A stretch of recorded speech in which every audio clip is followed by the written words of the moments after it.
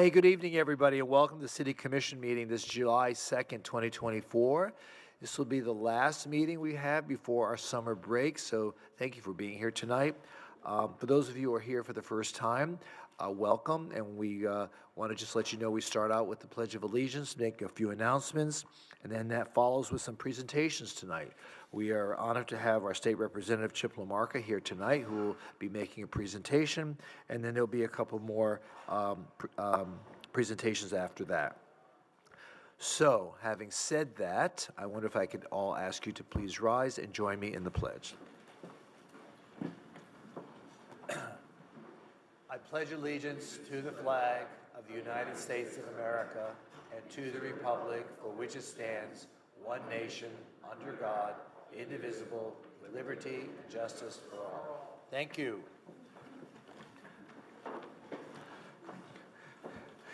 So, I wonder if you could all just join us all for a moment of silence.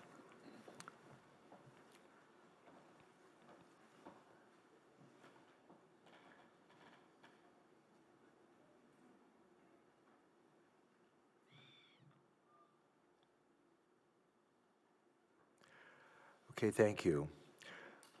Madam Clerk, please call the roll. Commissioner Herbst. Vice Mayor Glassman. Here. Commissioner Beasley Pittman. Here. Commissioner Sturman. Here. Mayor Trentalis. Here, we have full attendance. A couple of agenda announcements. The first presentation was removed. We're going to do it at a later date. OSR 1, Exhibit 1, the resolution was revised to include the ordinance number, which is C-24-34, and staff has requested that M11 be removed from tonight's agenda. With regard to R5, Exhibit... Wait, Emily, give me a second to write this down. M11? M11. Is removed. Yes. Okay. Okay, and then staff has indicated that there was a scrivener's error on Exhibit 2 to R5. And that's on the plat shown on page 4, but it's going to be corrected for the second reading. So this is the first reading of an ordinance, so it'll be corrected for the second reading, and you can discuss with staff what that scrivener's error is. So having said all that, do we have a motion to approve the minutes and the agenda as amended? For instance, could I make a request before we do that motion? Yes, sir.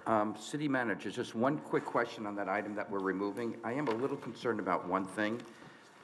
That involved the algicide also, that piece of it. And I understand we're not actually paying for the algicide, but it's in reserve should there be a bloom over. Is there any, any danger? We're not going to be meeting for another 6 or 8 weeks. Any danger delaying that particular item? So we are going to be putting into place a bridge contract to cover until we have our August 20th meeting. Okay, for algicide particularly, in case we get a bloom. For the whole spectrum of items that would have been in that contract. Okay. Right. You see what I'm getting at? Yeah, so they're going to continue the existing contract with the existing vendor on a month-to-month basis until we get around to this item. Okay, so should there be a bloom, we could ramp up and take care of it. Right. Okay, Correct. good. And Mayor, just one question now we're talking about it. So City Manager, Susan, why are this was deferred from the last meeting to this meeting, and I thought it was going to happen tonight. So anything that we need to be concerned about, why does it keep getting deferred? So I had received information today because one of the issues had to do with if a vendor was notified about the opportunity to put a bid in.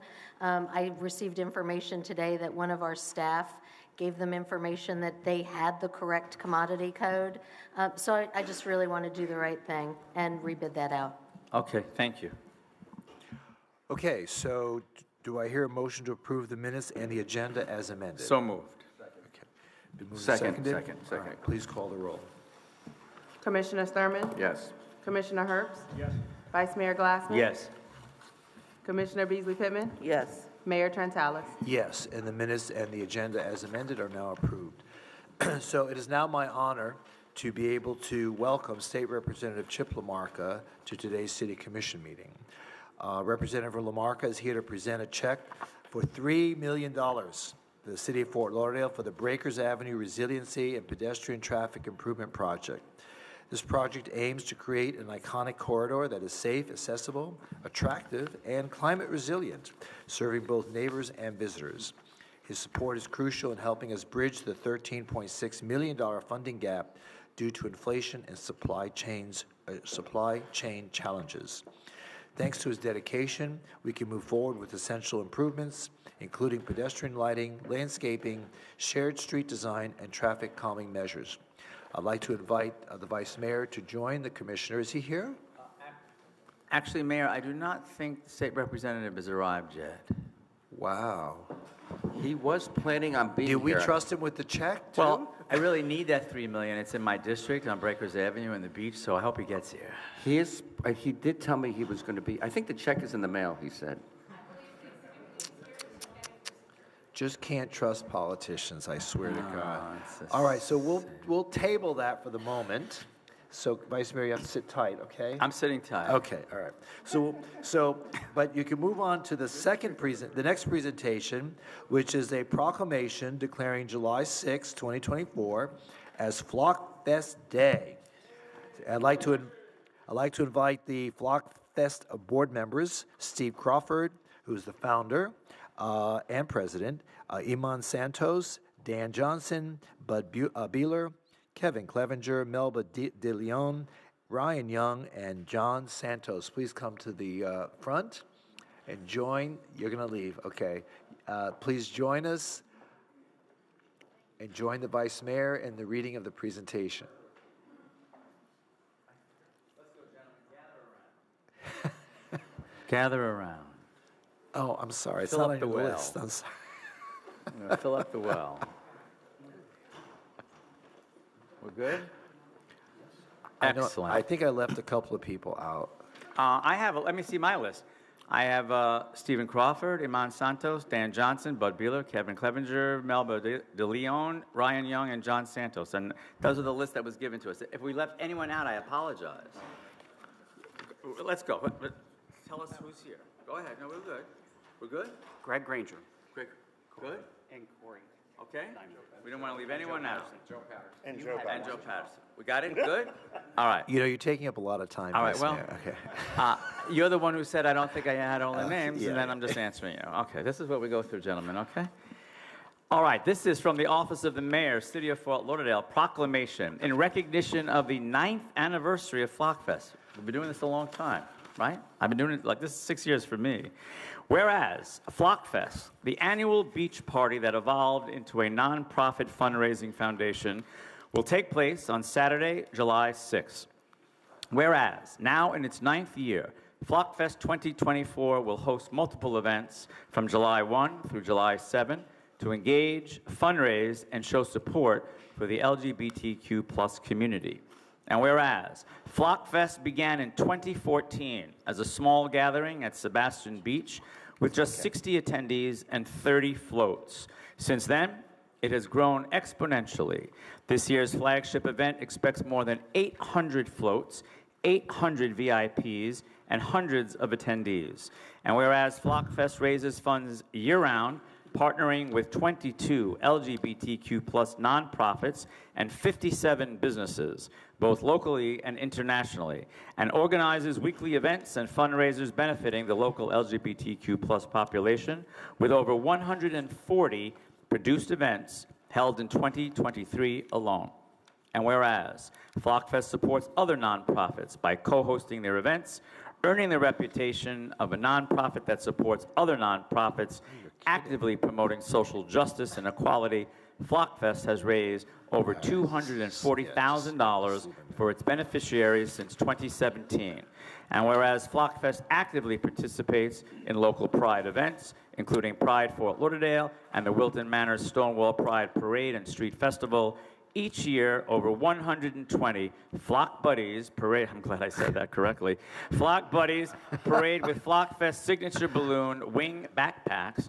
And whereas the City of Fort Lauderdale applauds Flockfest's fundraising efforts for the LGBTQ+ community and its allies, and welcomes event attendees to enjoy our vibrant city.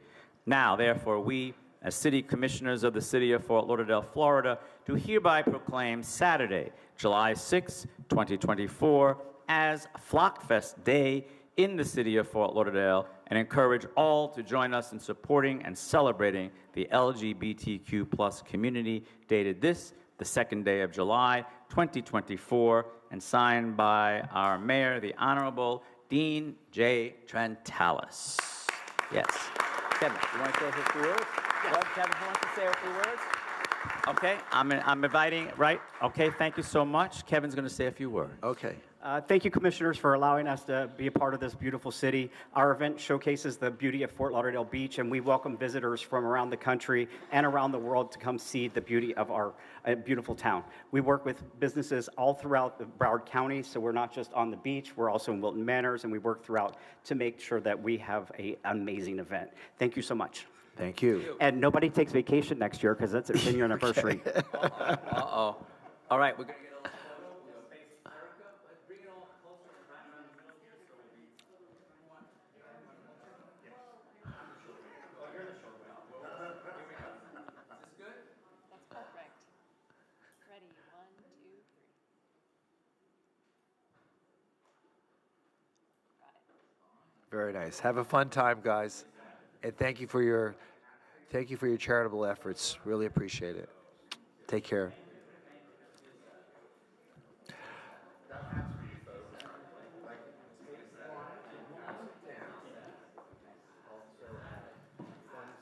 Vice Mayor, why don't you just stay there and put on your pink glasses? No, just kidding. No, you stay down there. Oh, thank you. Guess who just walked in? Representative Chip LaMarca.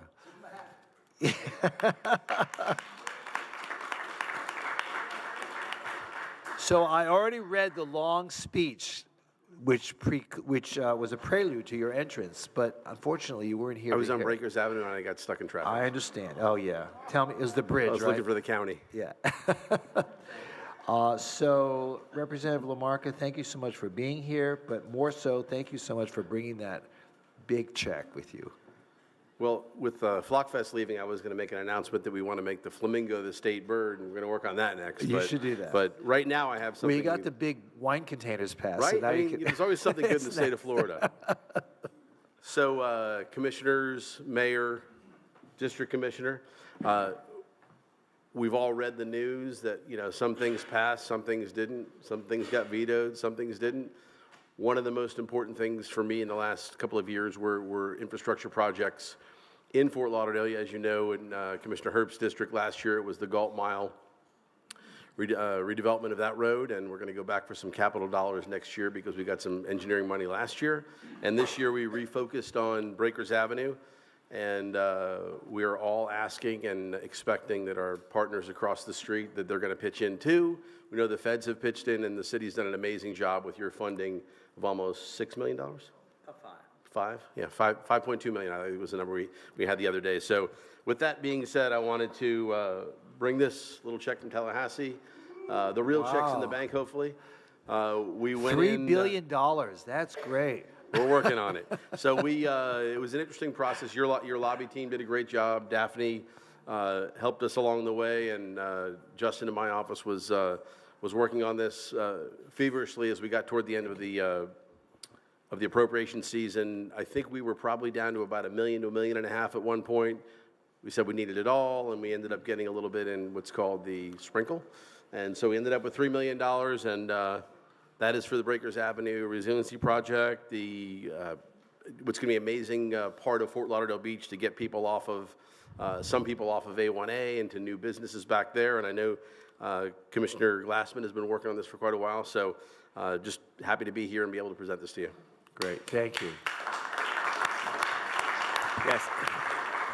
Thank you, Chip. Chip's been working tirelessly on this. I also wanted to mention thank you to Senator Jason Pizzo on the Senate side as well. A real team effort from the city and the state, and really terrific federal government. As Chip said, we're hoping that the county will come through as well. We have a small little gap left, so hopefully we'll be okay.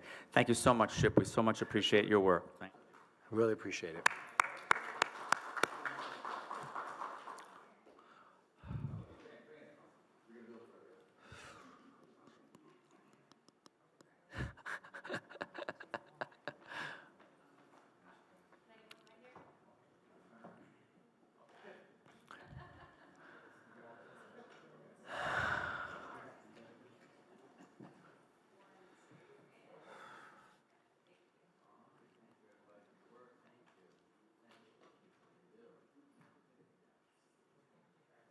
Very good, thank you.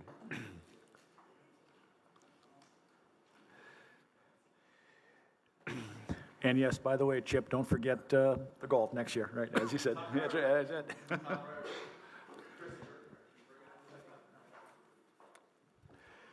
So our next presentation, it would be my honor to present a proclamation declaring July 2024 as Park and Recreation Month of the City of Fort Lauderdale. And I'd like to invite Caleb Gunter, who's chair of the Parks, Recreation, and Beach Advisory Board. Please join me at the podium. Caleb, are you here?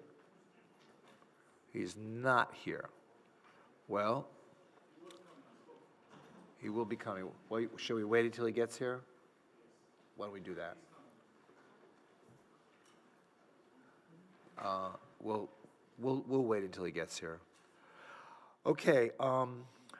Before we get into our agenda, I just want to take a moment and recognize some folks who are going to use this month as their month to retire from the city of Fort Lauderdale. There are 4 people who have devoted quite a few years to the city, and I'd like to be able to recognize them tonight. There's first Leo Stutz, who's a pool mechanic, has been with the city for 31 years. Right. Then there's Erskine Warner, who has been in Public Works for 18 and a half years. Anthony Davis, who's a utilities service worker, also Public Works, who has been with us for 26 years. And then we have Troy Balint, who is an environmental program coordinator, again with Public Works, who's been with us 34 years. Wow, congratulations, and thank you for your commitment.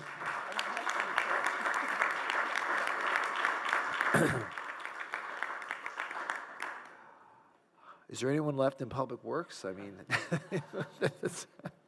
anyway, thank you. Is Caleb here yet? No. All right, we'll do it later. Okay, so at this point in our meeting, we have the opportunity for the commission to see whether or not they would like to pull any items from the consent agenda. The consent agenda consists of items on the agenda which are voted on all at once. And if anyone wishes to speak on any of these consent agenda items, I would invite you to wait for that item to be pulled by a city commissioner.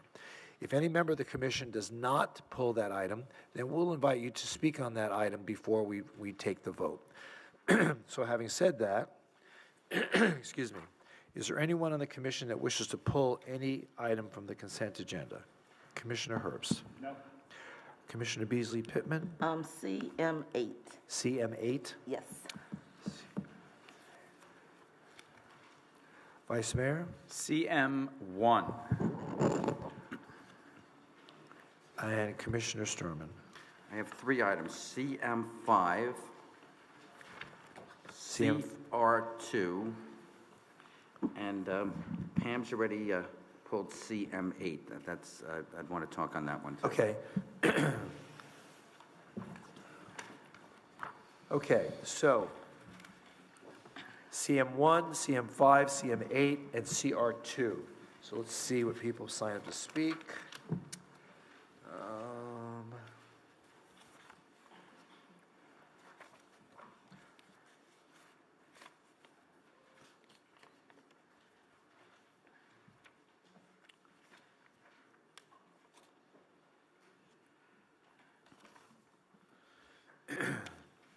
So,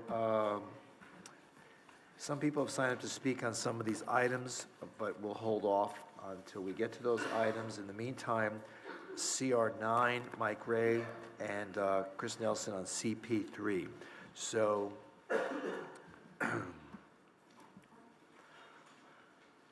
why don't we vote on the balance of the consent agenda items, and we'll get to those later. So, but first, let's ask Michael Ray to come up. Mike, are you here? Was CP3 removed, Mr. Mayor? No. CR9, Michael Ray, are you here? I saw you outside before. He left? He's on his phone. All right, so we'll get to him in just a moment. No. Okay. Chris Nelson, are you here? CP3?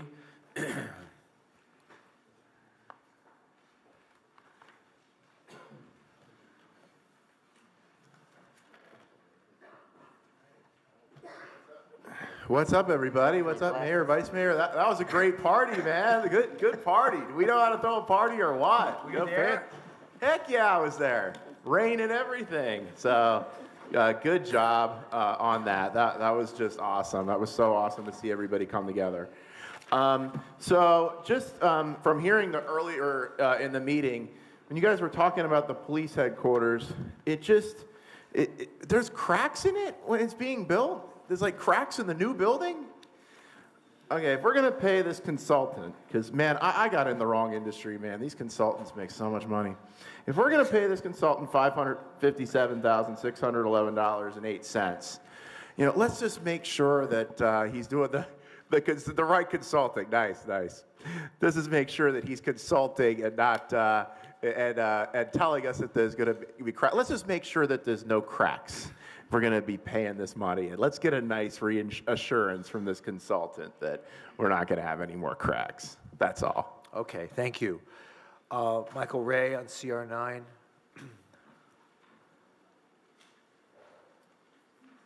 Good afternoon. Good evening. Thank you so much. I'm anticipating that you're going to approve this resolution and start this program to monitor the lead and to promote the sale and use of it at the airport. I would just like to make one modification that I think would be very, very important, that would keep in line with your desire to keep the neighbors informed and participating in what's going on. And that would be in your proposed resolution number 3. I would simply add that when the city manager deals with this program, that you add a line that he make a report once a month to the commission and to the advisory panel at the airport. And that way the neighbors can find out what's going on, they can have input, they can go to those meetings, and I won't have to wait every 3 months to come here and get 3 minutes to tell you all. But I hope you would add that one line, that he give a monthly report. How about a quarterly report? A quarterly? Yeah. Well, they meet every month, and we go to those meetings. Well, there may not be anything to report every month. It's usually something more substantive after 2 or 3 months. How about every 2 months? Can we negotiate? It's up to the city manager. No, I think your point is well taken about having ongoing and regular updates, but from a practicality perspective, I think the quarterly updates will be, and if there's anything, I'm sure the city manager, if there's anything that requires input, then I'm sure we'll send something out and more timely. Be kept informed. Absolutely. And, not to have to spend again hundreds of hours that I have in the last year. And so I would really think it would be better if it's more often than 3 months. But just from a practical point of view, please be patient with us. Let it be every quarter. It'd be easier for us to be able to give you a better report, because oftentimes there's nothing to report after a month. all right, then, if issues come up in between those periods, then we'll have to come back here on neighbors' presentation. And I'll give you 4 minutes. Pardon? And then I'll give you 4 minutes. 4 minutes, wonderful. Right. But I thank you all very much. I think it's wonderful. I can't think of anything more important to help protect It's about time, right? Pardon? It's about time, right? Yeah, it only took a year. Yeah, well. Thank you The very wheels much. of government work slowly. That's lightning speed in government terms, Yeah, okay? right. Happy 4th of July. Thank you. Okay, so except for CM1, CM5, CM8, and CR2, do I hear a motion to approve the rest of the consent agenda? Before you do that, Mr. Mayor, for some reason I've noticed, was CP3 removed or not? I told you no. CP3, okay.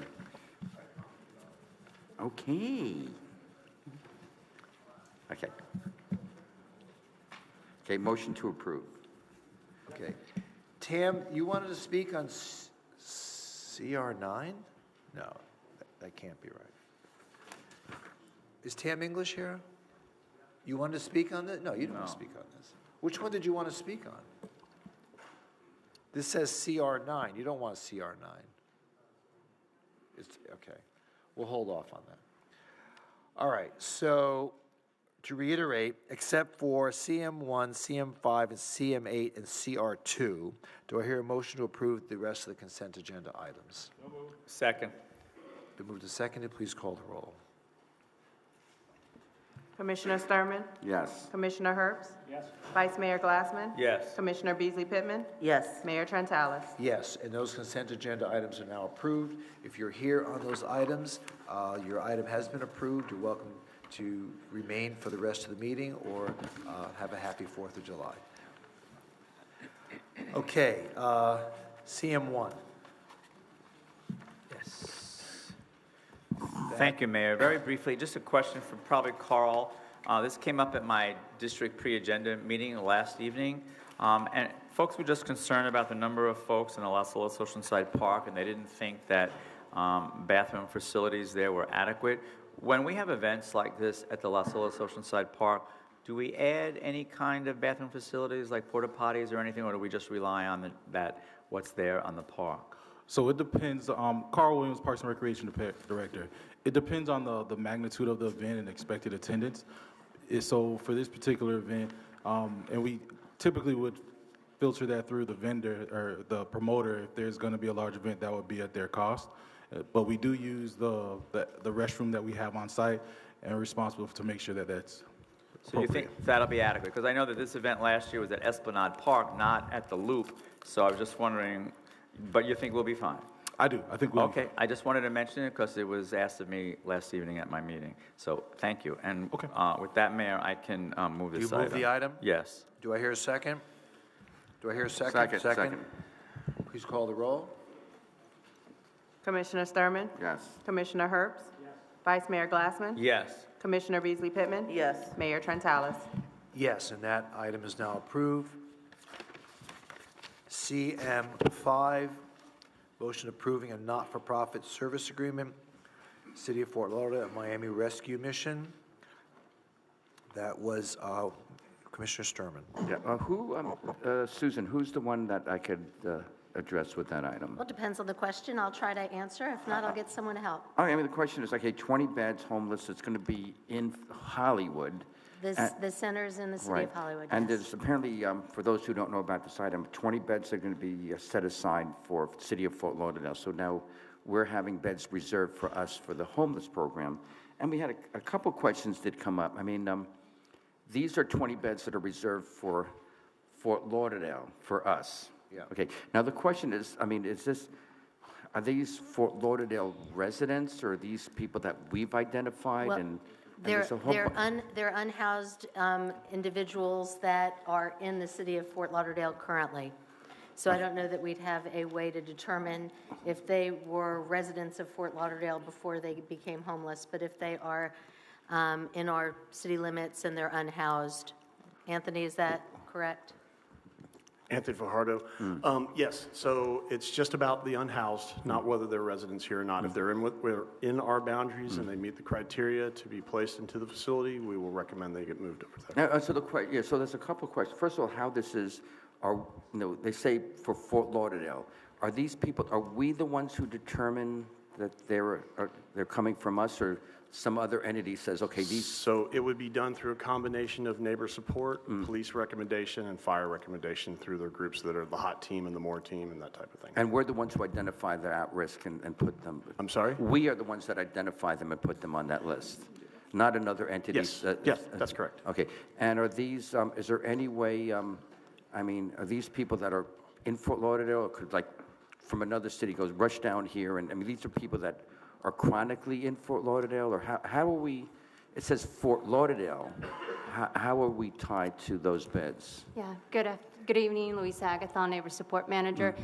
So we have our homeless outreach team, our MORE team from fire, and neighbor support through community court. So it is through those interactions and continuous interactions with individuals from those different pools that we're able to make a referral for the agency.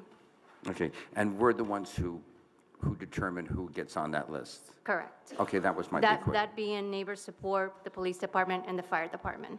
Correct. I don't want Hollywood coming in here and say, look, we gave you these two people, and we have no say in it. They have their own beds. No, so it's us. Okay, that was my big question. And Okay. that being said, Mr. Would you like to move the Mayor, item? yeah, can I move that item? Do I hear a second? Second. It's been moved and seconded. Please call the roll.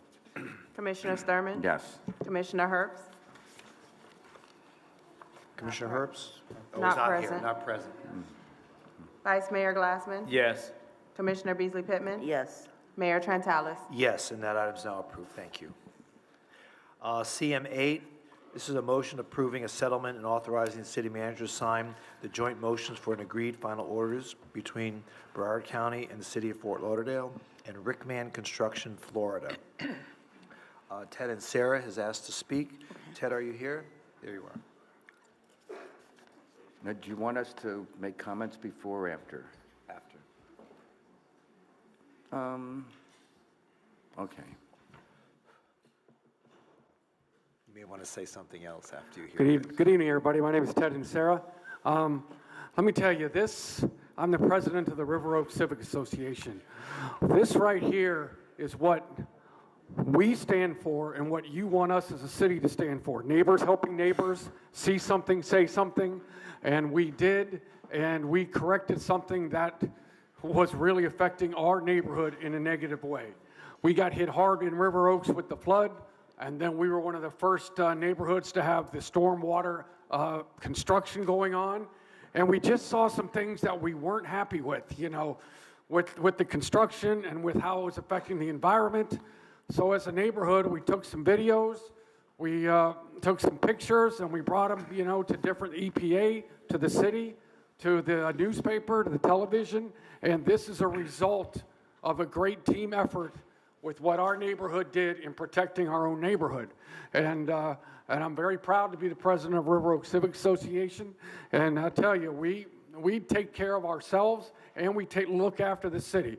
But this is something that we are proud of, and we got a result as the fact that we just knew something wasn't right going on, with what was happening, and we were proven correct, and we just want to say, well, thank you for bringing it to our attention. We appreciate that. And it worked out, so, but that was our neighbors helping neighbors and neighborhood taking care of our own neighborhood. Thank you. Commissioner Beasley Pittman, this was something you pulled? Yes.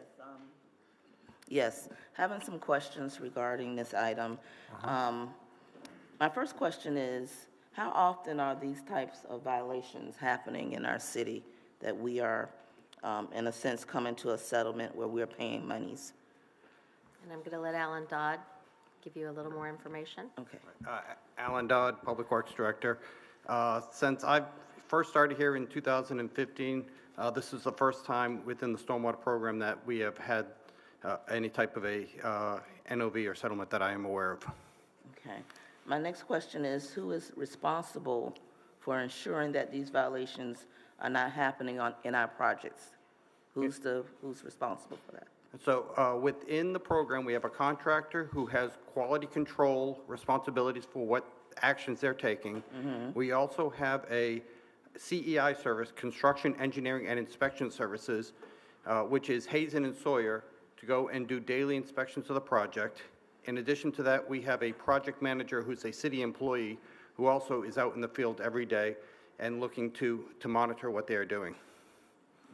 All right. My next question was pertaining to our city inspectors. So you said our city inspectors are also going to these projects daily to ensure that this type of violation? Well, in this case, it is a stormwater project, so we had an external consultant who was doing those inspection services. The city inspectors are different than the project managers, and they are working on different projects. In this case, we hired Hazen and Sawyer as our CEI to be performing those services. Our inspectors, they do the same work as the CHIs? They do, however, we only have a limited number of them, and they can't cover all of the construction projects that we have. So on larger programs like the stormwater program or a very large construction project, we will hire an external company to perform the inspection services for us. Okay. All right. How much does this cost the contractor is responsible for from this fine that we have, that we're paying? How much is the contractor responsible for? Right. So the settlement is split with the city is paying $78,808, and the contractor, Rickman, is paying $96,642. How did we come to that divide? How did we, if the contractor was the one who violated, how is it that we are paying anything? So as we negotiated with the county as to what the total amount of the fines would be, and there was a total of 10 counts over 2 NOVs that we agreed to a certain amount for each one of them. We then sat down with the consultant or with the contractor and worked through, was it something that they were solely responsible for or something that was joint responsibility? There were some things where we were in agreement with them on the actions that were taken. However, Broward County saw things in a different way when it came to regulatory requirements. And so in that case, we would arrange for a proportional split or whatever the violation penalty was for that particular count. And that was a separate negotiation that we did. Okay. So, don't take this the wrong way, but I'm trying to figure out why is it that we, the city, do not know what the violation is?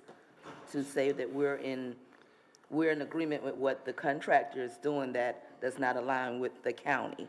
How is that? So one example was we were hit with a violation of where we were how we were discharging dewatering. Okay. Okay, and the way the permit from the South Florida Water Management District reads is that we are authorized to discharge into the city's stormwater system. And then we should be monitoring turbidity at the receiving end, which is at the South Fork of the New River. So we were discharging water into the water preserve, which is a water control structure, and they said that that was a violation of it, that we could not discharge into it because we were discharging into a water system. We viewed it as we're allowed to use our stormwater system to discharge from the dewatering operations. However, they were not seeing it in the same way as to where we were allowed to do the discharging. And Rob Taylor from Hayes and Sawyer, maybe you can come up and assist me. Rob is from Hayes and Sawyer and was involved with all of the negotiations. But there was a number of issues that we worked through with the county where we believed that we were in adherence to our permit responsibilities. However, they thought that we were still in violation of different codes. And can you assist me with that? Sure, thanks. Rob Taylor with Hazen and Sawyer. I think there are a couple of points of confusion that came about. As Alan said, this is a permit for dewatering that is pulled by the contractor. It's not pulled by the city. It's not negotiated by the city. It's not issued to the city. And so the normal negotiations, discussions, back and forth that you would have on permits that you are actually a party to obtaining aren't happening between the city and the issuing regulatory authority. Because some of that conversation did not happen or didn't happen directly with the city, some of this language that could be construed as a bit ambiguous in the permit that allowed the city to discharge into its stormwater management system was taken at face value, and the contractor discharged into what it expected to be the city's stormwater system, and is, in fact, in two different permits, the one issued for the building of the preserve in 2015 and the one issued for the building of the neighborhood improvements, is called a part of the city's stormwater management system. There was a confusion that the city and the contractor had the ability to discharge into that system. Broward County did not view it that way. They would not view an allowable discharge into that preserve until such time as all of the improvements in the neighborhood of River Oaks had been completed, such that that water would be pre-treated before it went into the preserve. So again, there's language in there that could be looked at a couple of different ways. Unfortunately, county looked at it strictly one way. The contractor and the city looked at it another way.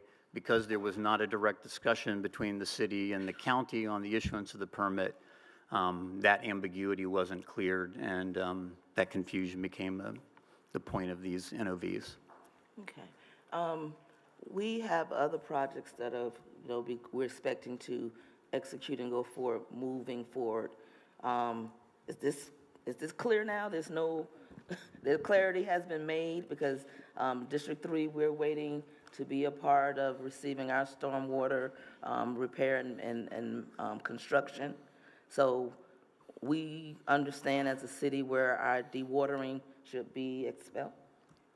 Yes, Commissioner. We have learned a lot of lessons through this on how the county views it, and we have incorporated that into our inspection policies. Hayes and Sawyer, who was involved in the previous one, are also doing quality assurance over the contractor to make sure that we are adhering to not only the water management district's permit requirements, but also the county's requirements. Okay. Are we including our city attorney with interpreting these permits that are coming through the county? Is that what I'm hearing? The permits are coming through the county? Well, typically the permits are something that we do directly. It's administerial with the regulatory environmental staff at the county.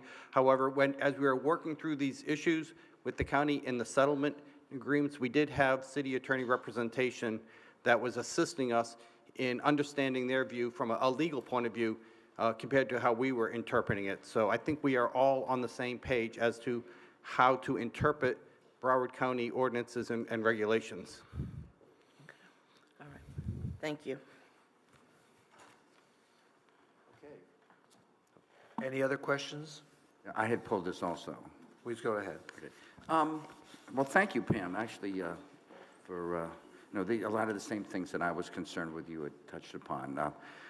Just three very brief things, and you've already mentioned this briefly, but there was some confusion in my pre-agenda meeting, and you've alluded to it, but just this, it says a settlement of $78,000. I mean, some people are under the impression that we're getting $78,000 from the contractor. No, we're paying $78,000 to the county. We're not getting it, and we are paying $78,000, correct? Mr. Dodd.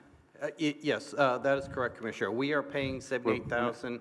The contractor is paying a little more than $96,000 to that was my satisfy the second total. thing. Somebody thought that we were negotiating, from that 78, we're negotiating with the contractor and trying to get, no, his is, that's already been set. So we're paying 78, they're paying the balance, a little under 200 total. That's number two, correct? The third thing, and I'm wondering about that. I pulled another item that we're going to discuss in a moment. It's called the amnesty for code. Is there any way that we could, as we fix this, as we pull it into compliance, Susan, maybe you can answer. Is there any way that we could petition the county to, as like an amnesty, put that $78,000 back into our infrastructure? Is that an option? I know that there was significant negotiations, and I'm assuming that might have come up during the conversations. As part of the settlement, they have required us to take actions to remediate certain things. The preserve to make sure that we get it back to previous conditions. So we can ask them. I do not think they would support giving us that money back, seeing as they're imposing penalties against us for the actions that happened in the project. Okay, well, my thought was anything we could do to have more resources for infrastructure would be nice. Okay, thank you very much, Mr. Dunn. Colonel. Okay, are there any further questions? Okay, there being none, this is CM 8. Would someone like to move the item? Someone like to move the item? Moved. Do I hear a second? Moved and seconded. Please call the roll. Commissioner Sturman? Yes. Commissioner Herbst? Vice Mayor Glassman? Yes. Commissioner Beasley Pittman? Yes. Mayor Trentalis? Yes, and CM 8 is now approved. On to CR2, Commissioner Sturman. City manager, again, this came up also. It's a minor thing and more for discussion. 10% is what it is. And some people were saying, listen, it's sort of rewarding bad behavior. Everybody has an opinion on both sides of this. And it's a 10% that was, somebody was wondering, is that negotiable? Is it maybe we should, I'm asking us, should we consider maybe 20%? And I mean, like 10 cents on the dollar is kind of a low number. Is that, Or is that something that we've worked through, it makes sense? How did we come up with that number? What? So, the goal of any of these programs is to get compliance. Correct. So that's number one. So these folks come to the table and number one, have to get their violation in compliance. It avoids us having to go through a special magistrate process, which costs money and also adds time to the compliance. I know other cities offer similar programs, and I think the 10% is kind of standard, but I'll let Chris expound. Yep, so Chris Cooper, Development Services Department Director. Susan did a great job articulating the reason and the goals behind this amnesty program. The main goal is to get compliance. You can't qualify for this program unless your property is in compliance and the violations you were cited for that resulted in the lien are in compliance. And,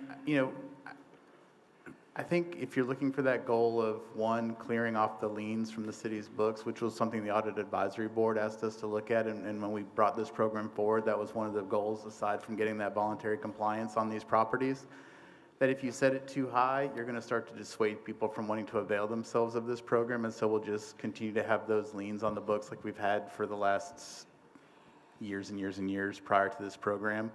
And when we looked at how much to set that reduction at, we do have a lot of data from our prior reduction processes that goes through the magistrate, and we felt that this 10% was kind of the sweet spot to encourage people to use the program and to get these liens cleaned up and off our books. And that's a pretty common number. Yeah. Okay. Yeah. That being said, Mr. Mayor, I'm willing to move that item. Okay. So let's go back to the item. CR2 is a resolution, so would you like to introduce the resolution? Introduce. So CR2 is now introduced. Any other questions or comments? The only other comments I would make is, we did an audit of this probably 10, 15 years ago, and at that time, we were looking at somewhere about $150 million of uncollected fines that were sitting out there. So this, as was said, is not our first attempt to try and collect some of that. So supportive of this effort. And as Chris pointed out, typically when we go through the magistrate process, we've been anywhere between 5 and 10% on our collections. That's generally what it gets reduced down to. So this is definitely in line with that. Not out of what I would expect if we went to magistrate. So I would support it. Okay. Please call the roll. A resolution of the City Commission of the City of Fort Lauderdale, Florida, to extend the Code Enforcement Lien Amnesty Program from October 1st, 2024 until September 30th, 2025, providing for conflicts, providing for severability, and providing an effective date. Commissioner Sturman? Yes. Commissioner Herbst? Yes. Vice Mayor Glassman? Yes. Commissioner Beasley Pittman? Yes. Mayor Trentalis? Yes, and that item is now approved. I understand Caleb Gunter is in the room, in the house. Where are you? Right there. Oh, there you are. All right, so why don't we just take a break so we can do this proclamation? This is a proclamation declaring July 2024 as Park and Recreation Month in the city of Fort Lauderdale. Caleb, can you please join me at the podium?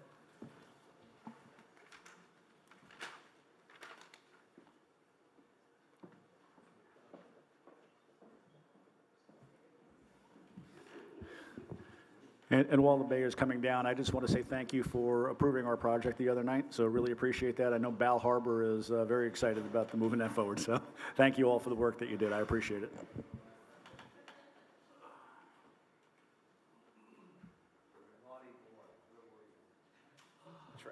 Traffic, oh. Is there a video associated with this? Yeah. How long is the video? Yep. Face this way. Okay.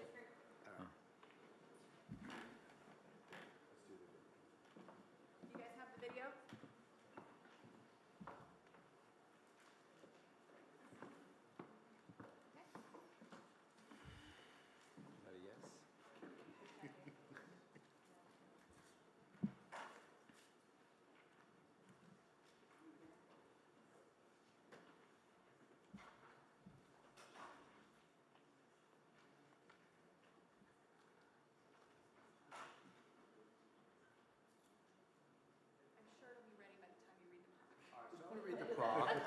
I'll read the proc and then we can do the video. And if video comes on, it can be my background. Okay.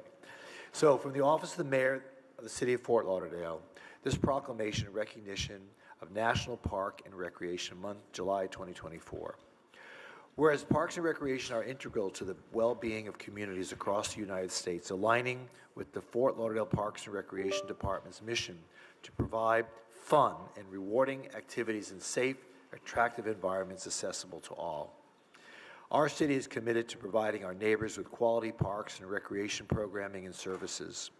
Our Parks and Recreation Department is one of only 203 agencies in the entire United States that has earned national accreditation from the Commission for Accreditation of Park and Recreation Agencies. The City of Fort Lauderdale offers over 960 acres of beach and parkland. These natural spaces are more than just beautiful additions to our community. They provide essential areas for children and adults to connect with nature, engage in outdoor recreation, and reap the mental health benefits associated with park proximity, such as improved cognitive function, enhanced well-being, and a reduction in the severity of conditions like depression and attention deficit disorders. Wow. Parks provide essential infrastructure that enhances community resilience, ensures ecological beauty, and fosters connection with nature, demonstrating their fundamental role in the environmental well-being of our coastal city. Finally, the Fort Lauderdale Parks and Recreation Department aims to be a national leader in providing high-quality facilities, activities, and experiences to our residents and visitors. It's a vision affirmed by the overwhelming voter approval of a parks bond allocating up to $200 million for citywide investments in our park system. Now, therefore, we as city commissioners of the City of Fort Lauderdale, Florida, do hereby proclaim July 2024 as National Park and Recreation Month here in the city and applaud our team for keeping our parks and spaces beautiful year-round. Dated today, July 2nd, 2024, signed by myself, Mayor Dean Trantalis. Congratulations. Caleb, would you like to say a few words? Thank you.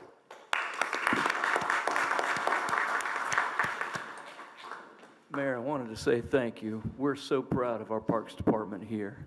And as a celebration on behalf of the Parks Advisory Board, we're going to throw a fireworks celebration this Thursday at the beach in honor of Parks and Rec Month.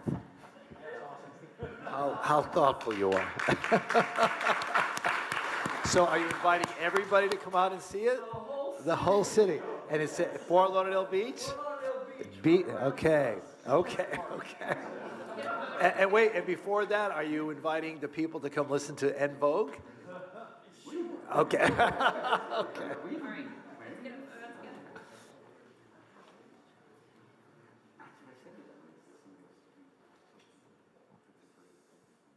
Great, thank you. Thank you. Nice to see you. I encourage other city boards to do fireworks. Yeah.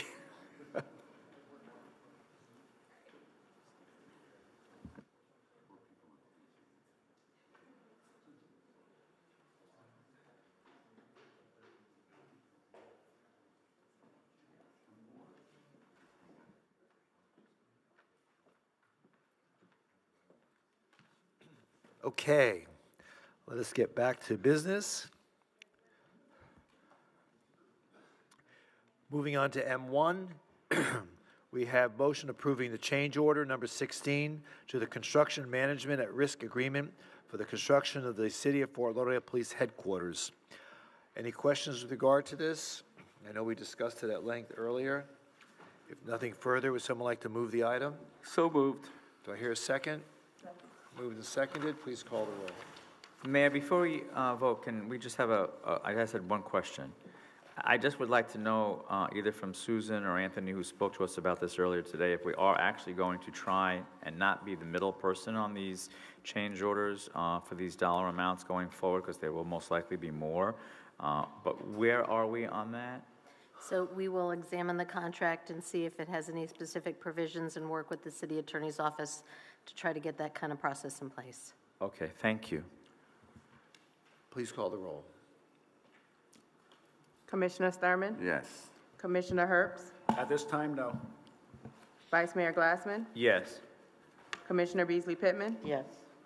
Mayor Trantalis? Yes, and M1 is approved. M2, motion approving an event agreement and request for road closures, including an extended road closure beyond 10 a.m.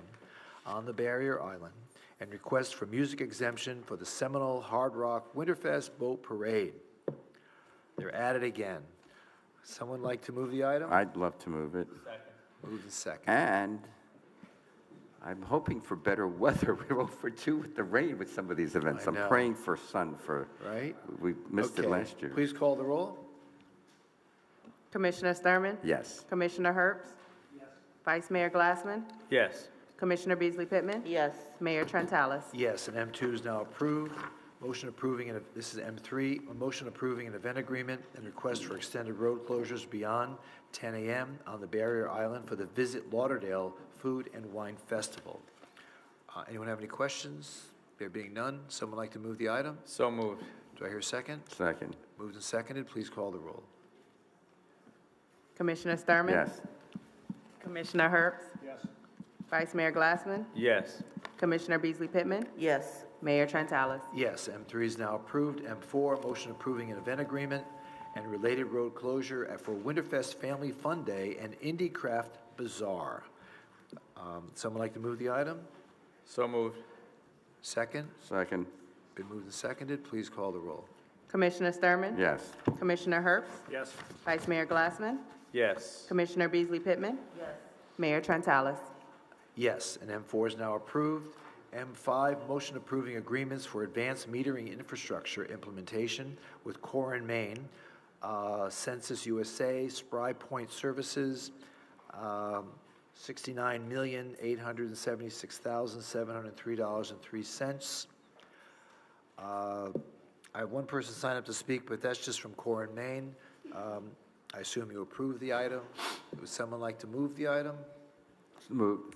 Do I hear a second? Second. Been moved and seconded. Please call the roll. Commissioner Sturman? Yes. Commissioner Herbst? Yes.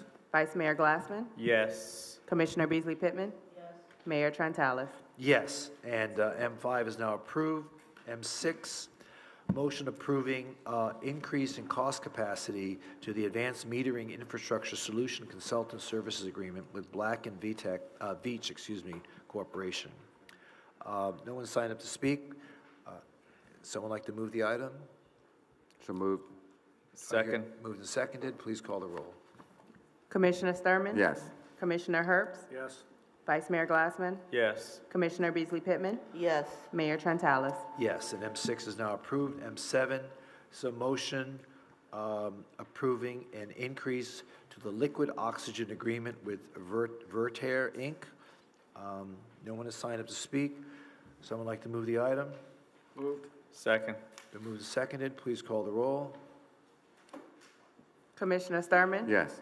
Commissioner Herbst? Yes. Vice Mayor Glassman? Yes. Commissioner Beasley Pittman? Yes. Mayor Trentalis?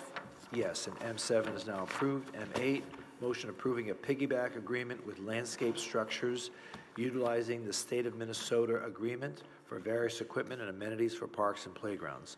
No one has signed up to speak. Someone like to move the item? So moved.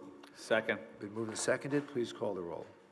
Commissioner Sturman? Yes. Commissioner Herbst? Yes. Vice Mayor Glassman? Yes. Commissioner Beasley Pittman? Yes. Mayor Trentalis? Yes, and M8 is now approved. M9, this is a motion authorizing acceptance of partial payment from property insurance carriers for flood damages to City Hall, $5,350,000. No one has signed up to speak. Does anyone have any questions? There being none, would someone like to move the item? Moved. Second. Been moved and seconded. Please call the roll.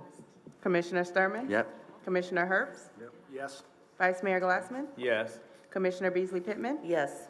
Mayor Trentalis? Yes, and M9 is now approved. M10, motion rejecting the single proposal for developer for home ARP non-congregate shelters. Request for proposals. No one has signed up to speak. Someone like to move the item? Moved. Been moved and seconded. Please call the roll. Commissioner Sturman? Yes. Commissioner Herbst? Yes. Vice Mayor Glassman? Yes. Commissioner Beasley Pittman? Yes. Mayor Trentalis? Yes, and M10 is now approved. M11, a motion approving agreement for the That's purchase. deferred. That was. I'm sorry. Moved. Yes, No. thank you. M12, motion denying protests submitted by Murphy Pipeline Contractors. LLC on the recommendation to award request for proposals number 225, rehabilitation and replacement of the 48-inch and 54-inch force main along Southeast 9th and Southeast 10th Avenues to the wastewater treatment plant. We have several people who signed up to speak. And Mayor, would you like the city to just start off with the presentation? Yes. Thank you so much. Glenn Marcos. Thank you, Susan. Good evening, Honorable Mayor and Commissioners. I am Chief Procurement Officer Glenn Marcos, introducing M12, which is to hear a protest submitted by Murphy Pipeline Contractor on the city's intent to award to Lanzo Construction request for proposal number 225, rehab 48-inch, 54-inch force main replacement, Southeast 9th Street Southeast 9th Avenue to 10th Avenue to George T. Lamire. Murphy's, in its protest, made 10 assertions. Now, I'm going to try to be brief and summarize this so we can get to the point. In the 10 assertions, there were several allegations that were strictly procurement-related in nature. Allegations 1, 7, 8, 9, and 10 were addressed by me because it was procurement in nature. And then you had other allegations, which is allegations number 2 through 6, that were technical in nature, and I received assistance by the Department of Public Works and its consultant, Hazen and Sawyer, to review the protest, submit their findings to me. I considered that and made my determination as part of my overall determination on this protest. In brief, what I found is that all of Murphy's allegations are without merit. Lanzo never modified its presentation after submitting its proposal as alleged by Murphy. Lanzo proposal is responsive in accordance with the RFP requirements, specifications, and design criteria package. And according to Hazen and Sawyer, when it comes to allegations 2 through 6, there are no major risks fatal to its design. It does not contravene technical specific related to environment contaminants. The horizontal directional drilling is not flawed and contrary to the RFP specifications as suggested by Murphy, and there are no material deviations from the RFP. The procurement policies, procedures, and process were followed, adhering to the composition of the evaluation committee members and how proposals were scored. The proposal by Lanzo is based on best value due to the fact that we did issue an RFP. That alone makes it best value.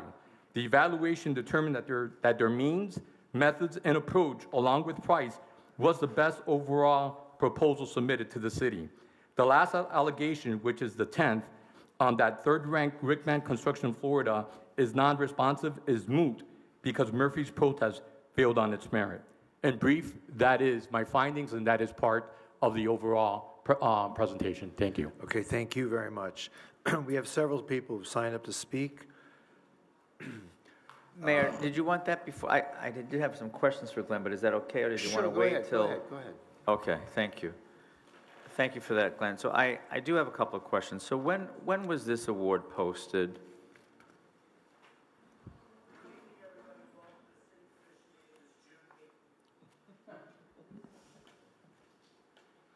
So this award was posted back in March. Okay, back in March. Yes.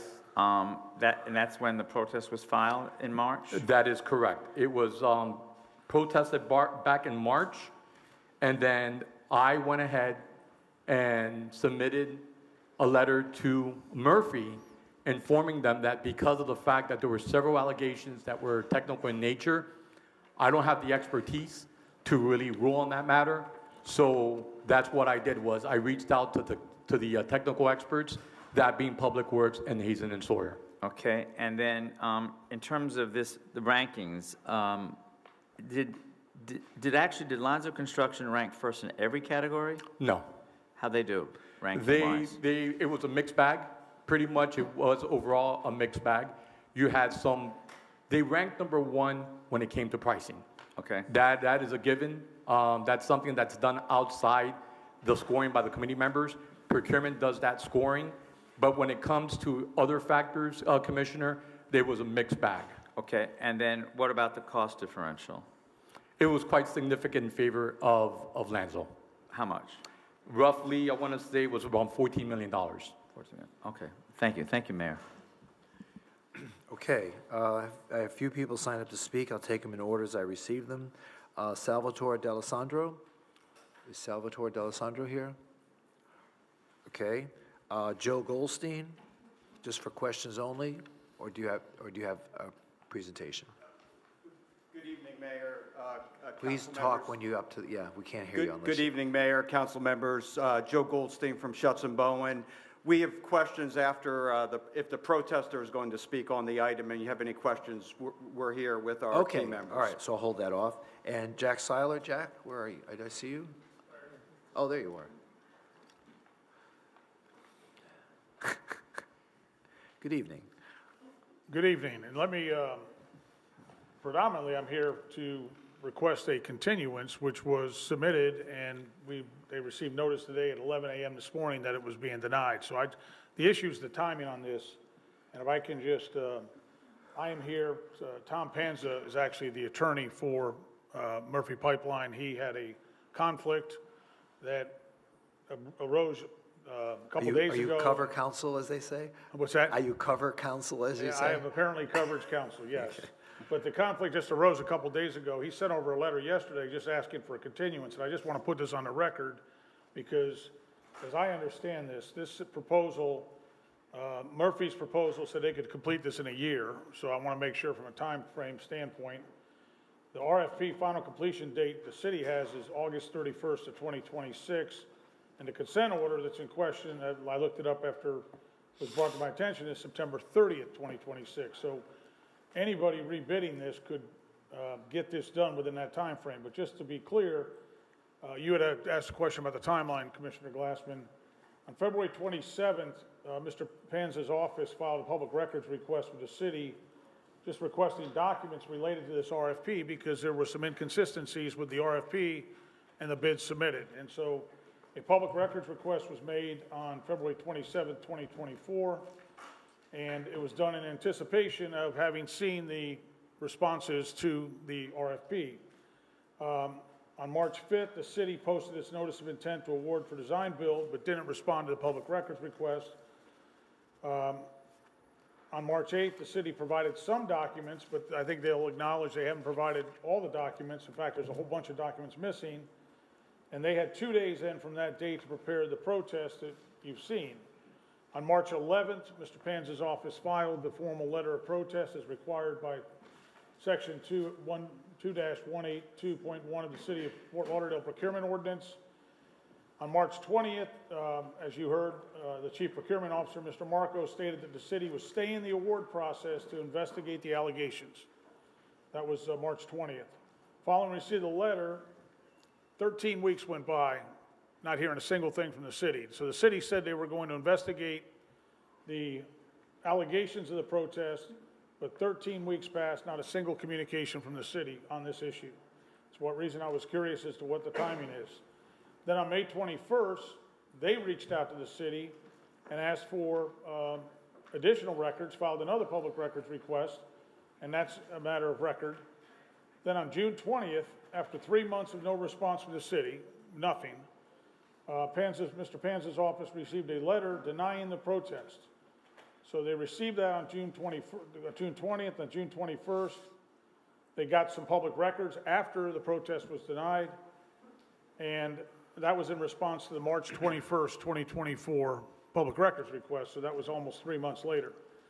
Then on June 21st, on short notice, they filed a notice of appeal, which is you have pending, and that's what you have before you. Then apparently on 4 days later, the procurement office placed a motion to deny on this commission agenda. The problem is nobody notified Murphy. So Murphy learned about this when they started checking the city commission agendas. And so it was apparently put on here, despite the letter of protest saying, could you please let us know when this is going to be scheduled for hearing? Obviously, Mr. Panza would want to be here. The clients would want to be here to put the presentation on. And despite the request specifically as the notification of when this would be heard, and despite the due process requirements, they only learned about this at the last minute the other day when the agenda got published and they were checking it. And so they haven't been provided a reasonable opportunity to be heard. They don't have their team here to put on the presentation. Thank you. As to the difference in the submissions and then what was actually awarded. And I think if you take a second and look at your backup, there's about 28 pages, not a small challenge, about 28 pages of the fact that there were substantial changes in what was bid as in terms of the RFP, what was required, and then what was submitted as the bid. And I think, you know, in fairness to them, and since it doesn't appear to be a time deadline issue, we would like, Mr. Panza's office would like the opportunity to present a full presentation. Actually, I understand we are at a deadline, are we not? This was part of the consent order? Well, but I understand. Rhonda, do you want, are you part of this? Yes. Okay. Did I have the dates wrong then? Rhonda, can you respond to Mr. Seiler? A couple of things. Yes, I can. Rhonda Montoya Hassan with the city attorney's office. Rhonda Montoya Hassan with the city attorney's office. This is part of the consent order. It is already behind schedule. I confirmed that with Mr. Dodd before the meeting today. But I did just want to go over the timeline a little bit. The original public records request, everything has already been provided to the attorney. The public records request that was promulgated on May 21st, all of those records were provided to council with the exception of the emails on June 21st. When the records were provided to council, the clerk's office also asked for clarification because the documents requested was a little broad, little vague. So they asked for clarification on a date restriction. The only thing left is emails. And it took council an additional week to pay the deposit for those emails. So they've received all the documentation. What was that 13-week gap about? Was that the time during which it was being investigated? Correct. Okay. There is no requirement in the procurement ordinance 2-182 to specifically notify a party. The only requirement in the code is that the chief procurement officer shall schedule it, obviously before the commission. That's what was done. It was published as part of the agenda. And then the consideration for the commission today is to affirm, reverse, or modify the chief procurement officer's decision, which is to deny the protest. Okay. Do you want to add anything to that? I just want to address these dates you just, Rhonda just gave you. And again, I've got immense respect for Rhonda. I've worked with her for years, obviously. But if we got them on June 21st, our appeal's already in. The problem is we got those records on June 21st that were requested in May. The appeal has already been submitted on June 21st, and so we still don't have all of them according to Mr. Panza. But I don't understand how somebody can say, well, we complied after our deadline to submit this appeal. And so my only issue is if the timeline is, as I understand it, and again, I'll stand corrected if someone has it, but I was told the RFP final completion was 8/31/26, and the consent order's deadline is 9/30/26. And Murphy's proposal said they could get this thing done in about a year. So if you simply were to just rebid this so that it was apples to apples and not apples to oranges, you could have this back out on the street and have this awarded in August. And Murphy's not asking for there to be tossed. They're saying, look, just rebid it, because they bid it under an RFP with certain standards, and then they came across and they said, look, again, it's 28 pages. I'm not going to tie up this commission with, but I think if you take a second and look at the backup, there's substantial changes, substantial deviations from what was bid and what was subsequently awarded. So why don't we get some clarity now on these dates then? Who wants to talk about? And also, Mayor, what Mayor Seiler is saying, I'd like a clarification about the substantial differential in the RFP. He said this it's different, it changed, and Well, Can let's get one thing at a time. Okay. So let's get some clarity on some of these dates. Mayor Sire is talking about how, we have several more months to be able to respond. What is the issue with regard to the consent order? So, Mayor, Commissioners, the consent order requires everything to be finished in September of 2026. And we included a buffer period for project closeout and then to do the certification to the state. And that's why we have the August date, the suspense that we had that was in the RFP. When we did our estimate of how long it would take, we believe that it needed to have been actually a notice to proceed given in May. But when we received the proposals from the two companies, they had a shorter time span. So looking at what they presented, we believe if we were to give a notice to proceed in June, right now, that they would finish somewhere in late June or July, early July of 2026. 2026, which is 2 years. Yes, this is a large project, Yeah.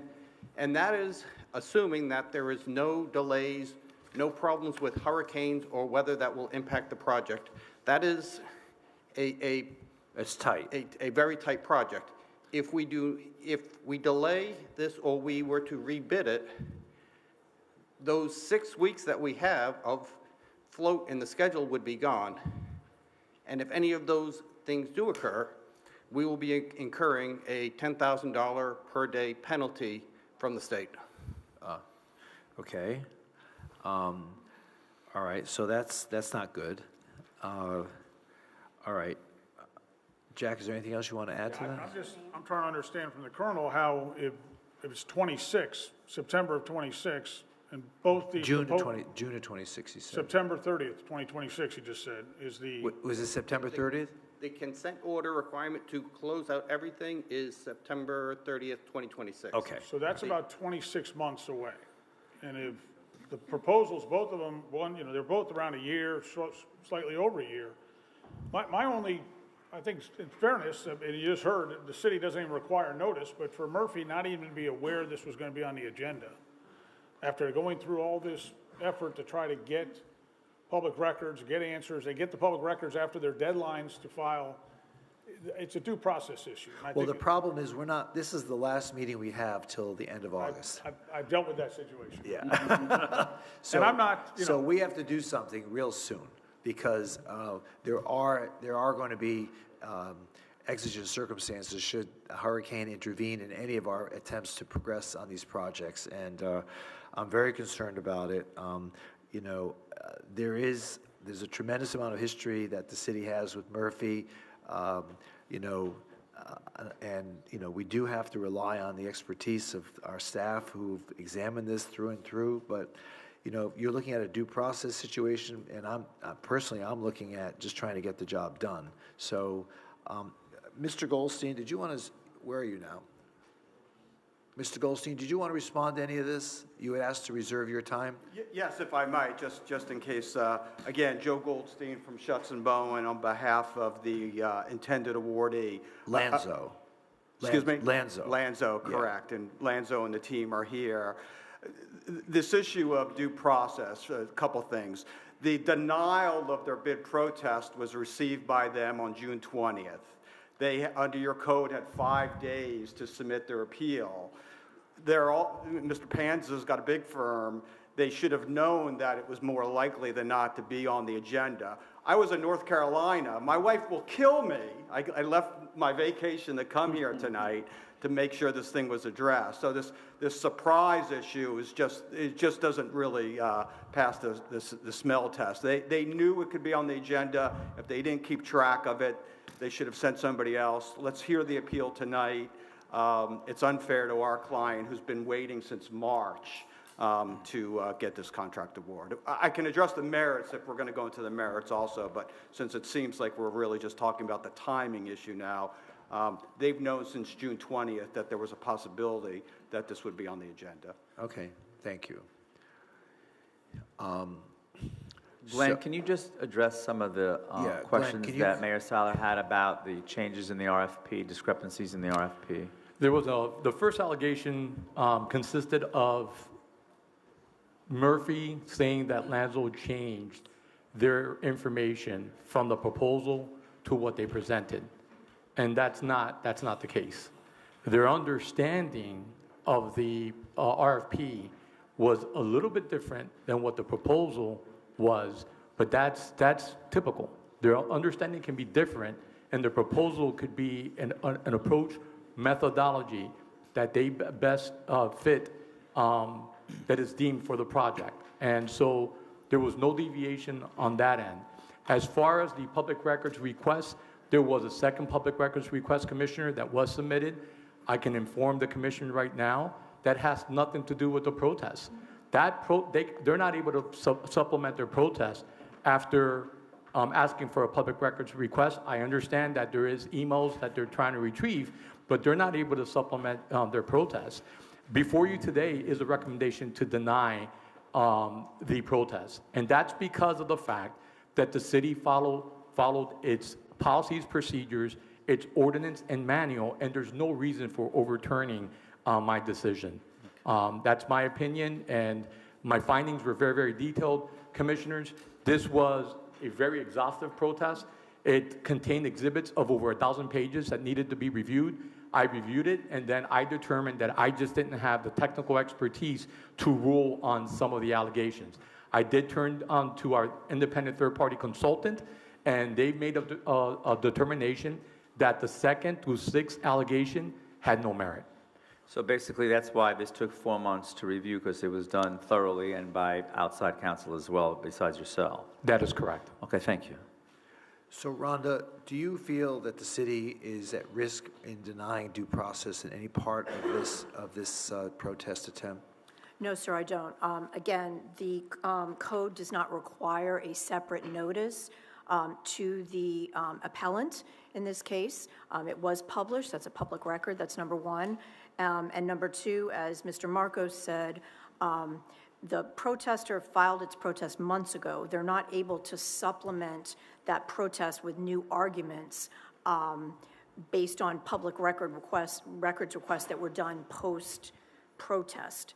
Okay. So in that sense, we believe that due process has been met, and we're prepared to go forward tonight. Okay. Alan, do you want to add anything else to this conversation? If not, it's okay. You're good. Glenn, yes. Thank you, Mayor. Just one last thing, as part of my protest response, my last statement was that we were moving forward with recommending the award to Lanzo. Okay, that's item M13. This item is denying their protest. Right. So that's what we would be considering tonight, is whether or not to deny the protest of Murphy Pipeline Contractors. Jack, is there anything else you want to add to this? No, I would just hope that you did take a look at the backup, especially page 4 of Exhibit 2, which actually identifies all the specific problems with this, talking about the proposal being amended after its original submission by Lanzo. Those were untimely modifications. The second thing, the proposal was non-responsive as laid out there, and because it was not consistent with the RFP and the design criteria professionals' recommended method of construction, which again was all laid out there. The third thing is that there was a major risk fatal to its design, which was raised. The fourth is the proposal of Lanzo contravenes technical specific related to environmental issues. And the fifth, and we could run through those, but that's yeah, we see them all. And that's all that I think they would like to present that, but because having not received any notification this was on the agenda for tonight, I can tell you Mr. Panza scrambled and called me to see if I could be available to, you can see he CC'd me on the letter yesterday, July 1st, to city, and then they asked for a continuance, and they were notified this morning at 11 o'clock was being denied. When were they notified of the denial? Was it June? When were they notified of the denial of their protest? We said it like a week ago? June 20th. June 20th. June 20th, and on the very next day, Mr. Panza appealed, which was on a Friday. He filed the appeal on the 21st. Okay, so they were aware of the denial, and they immediately filed the protest. Okay, all right. The appeal. The appeal, excuse me. Okay, so Mayor, if I could, I just want to clarify one thing that's my understanding. I'd like the city managers to confirm. So what is our potential fine if we're not in compliance with our consent decree? And Alan can confirm, but $10,000 a day? Yeah. Very That was my concerned. understanding, but I just wanted that on the record. And just in addition, it's been our practice to put any appeals on the next available agenda, which is what we did. Okay, so is there anyone, no one else has signed up to speak? Anyone else wishes to speak on this item? All right, anyone have any comments? No comments, okay. So the requested motion is to deny the protests submitted by Murphy Pipeline.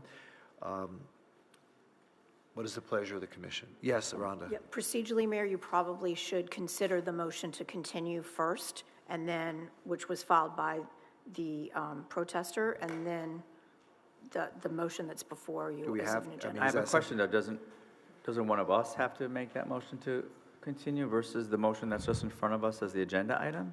Yeah, Yep, you could do yeah, that. Yeah. All right, so what's the pleasure of the commission? I'm going to move to deny the protest. So you're going to move to approve the item that's on M12. Correct. Motion Approve denied. the motion to deny. Approving the motion in front of us, which is to deny the protest. Excuse me, Vice Mayor, Ron is requesting that you vote to consider the motion to continue, up or down, first. There's a motion to continue. Who made the No one motion? from By the Mr. commission. Seiler.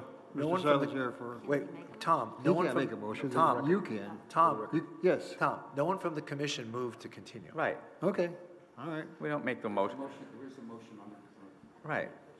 So there's a motion on the, there's a motion to approve M12. Yes, and I just want to say, and I understand everything that's being objected to, but this is a tight, tight deadline. This is an excellent company that was awarded this work. I feel very confident.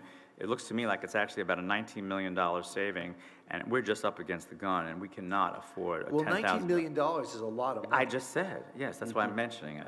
And I don't think, I think that we have followed process here, and I am just not willing to take a chance of a $10,000 a day fine. Okay, there's a motion on the floor. Is there a second? Second. Moved and seconded. Okay, please call the roll. Commissioner Sturman? Yes. Commissioner Herbst? Yes. Vice Mayor Glassman? Yes. Commissioner Beasley Pittman? Yes. Mayor Trentalis? Yes? Okay, the item's approved. M13, motion approving a design-build agreement. This is the companion item, Mayor. This is the actual award. to Yes, I Lauderdale. understand. I didn't finish. Oh, sorry. I apologize. Motion approving a design-build agreement for the rehabilitation or replacement of 48-inch and 54-inch force main along Southeast 9th and Southeast 10th Avenue to George Lohmeyer Wastewater Treatment Plant. Only one person signed up to speak, Mr. Goldstein, so I assume you're in favor of this? Okay. Commissioner Herbst has moved to approve. Do I hear a second? Second. Moved and seconded. Please call the roll. Commissioner Sturman? Yes. Commissioner Herbst? Yes. Vice Mayor Glassman? Yes. Commissioner Beasley Pittman? Yes. Mayor Trentalis? Yes, and M13 is approved. Let's get it done, gentlemen.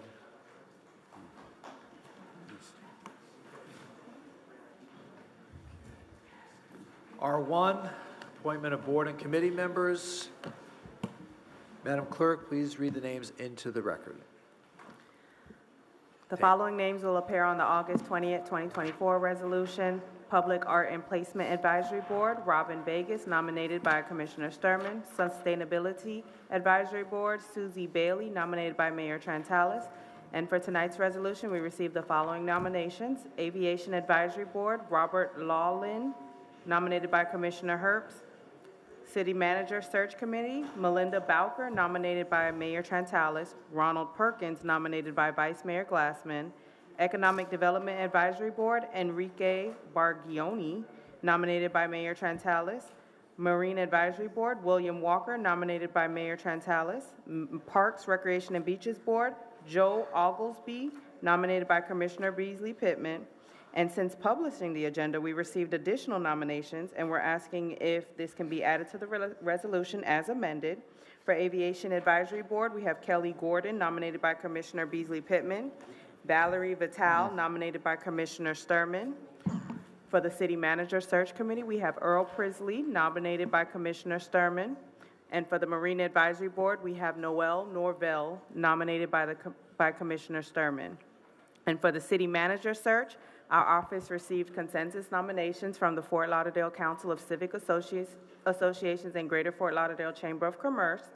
From the City Fort Lauderdale of Civic Associations, they nominated their council president, Mary Peliquin.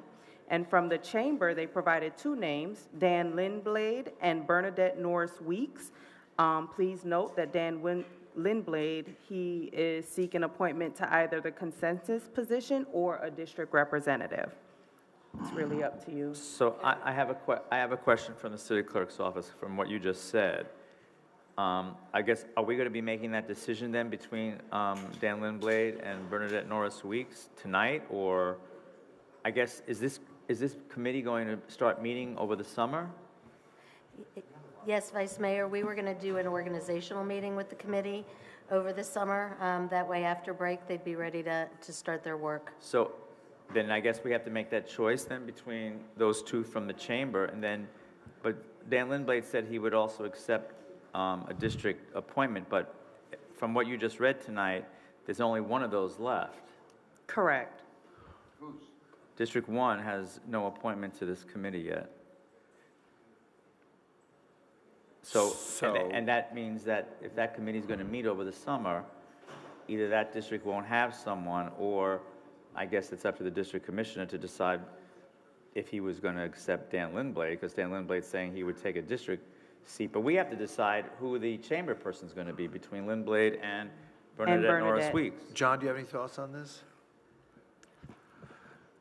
They're both equally talented individuals, so if we have Bernadette as a chamber, then I would appoint Dan as my district Okay. There you go. All right, there we go. All right. All good. So that's the resolution as amended.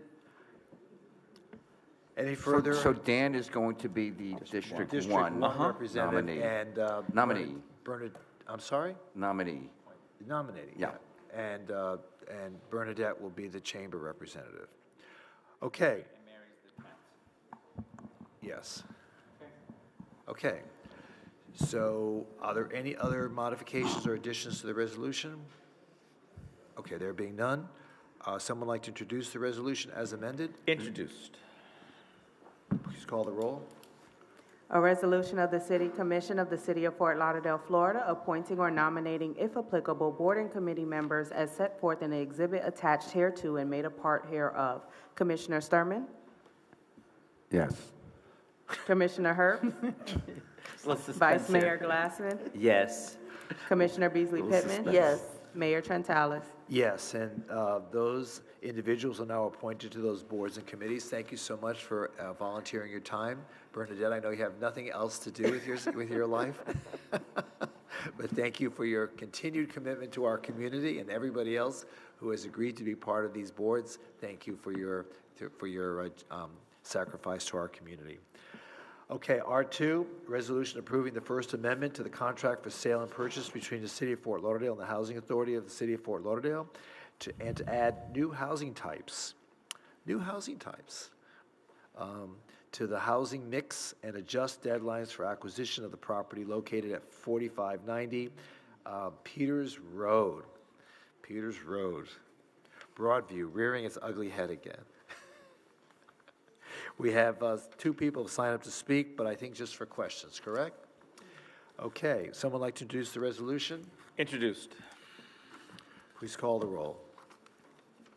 A resolution of the City Commission of the City of Fort Lauderdale, Florida, pursuant to City Charter Section 8.02, approving the First Amendment to the contract for sale and purchase between the City of Fort Lauderdale and the Housing Authority of the City of Fort Lauderdale to add new housing types and adjust deadlines related to acquisition of property located at 4590 Peters Road, Broward County, Florida, and providing for an effective date. Commissioner Sturman? Well, you realize how quick this meeting would go if Marty Kyer was over there? Yes, the answer is yes. Commissioner Herbst? Yes. Vice Mayor Glassman? Yes. Commissioner Beasley Pittman? Yes. Mayor Trentalis. Yes, and R2 is now approved. Thank you, gentlemen. R3, a resolution approving a $640,000 loan as local government area of opportunity funding to Pinnacle at Cypress, LLLP, for the Pinnacle at Cypress project, contingent upon the award of the 9% tax credits from the Florida Housing and Finance Corporation, authorizing the city manager to execute any and all instruments. Someone like to introduce the resolution? Introduced. It's been introduced. Please call the roll. A resolution of the City Commission of the City of Fort Lauderdale, Florida, approving a loan of $640,000 to Pinnacle at Cypress LLP, a Florida limited liability limited partnership and/or its affiliates, subject to an award of low-income housing tax credits from the Florida Housing Finance Corporation and a firm commitment for the construction of an affordable housing development for seniors located at 6520 North Andrews Avenue, authorizing the city manager to execute any and all instruments related to the loan, delegating authority to the city manager to take certain actions, and providing for an effective date. Commissioner Sturman? Yes. Commissioner Herbst? Yes, and I just want to say thank you to Pinnacle for bringing this project, hopefully, to District 1. We need more affordable senior housing, so let's get it done, guys. Yeah, good luck with the award application. Vice Mayor Glassman? Yes. Commissioner Beasley Pittman? Yes. Mayor Trentalis. Yes, and R3 is now approved. R4, quasi-judicial resolution vacating a 20-foot wide by 136-foot long drainage easement located at west of Northeast 32nd Avenue, east of the Intracoastal Waterway, north of Oakland Park Boulevard, and Northeast 32nd Street. Anyone wishing to speak must be sworn in. The commission will announce any site visits, communications, or expert opinions received and make them a part of the record. Commissioner Herbst, do you have any disclosures? This is your district, right? Yes, this would be Courtney Crush. Okay. Commissioner Beasley Pittman? No disclosures. I have no disclosures, right? We didn't meet on this. No disclosures. No. And Commissioner Sturman? Courtney Crush. You met with Courtney Crush? Okay. Affirmative. Okay. All right. I wonder why she only met with some of you. I feel neglected. Me too, and Commissioner Beasley Pittman, she I think feels we should neglected deny it, also. just so that we can be. Yeah. Three of us had no contact. Okay, someone like to move to close public, oh wait, Wow. Courtney, you signed up to speak, but just for Yes. questions, right? Well, now you've got a question, Courtney, so. No, I Maybe- don't.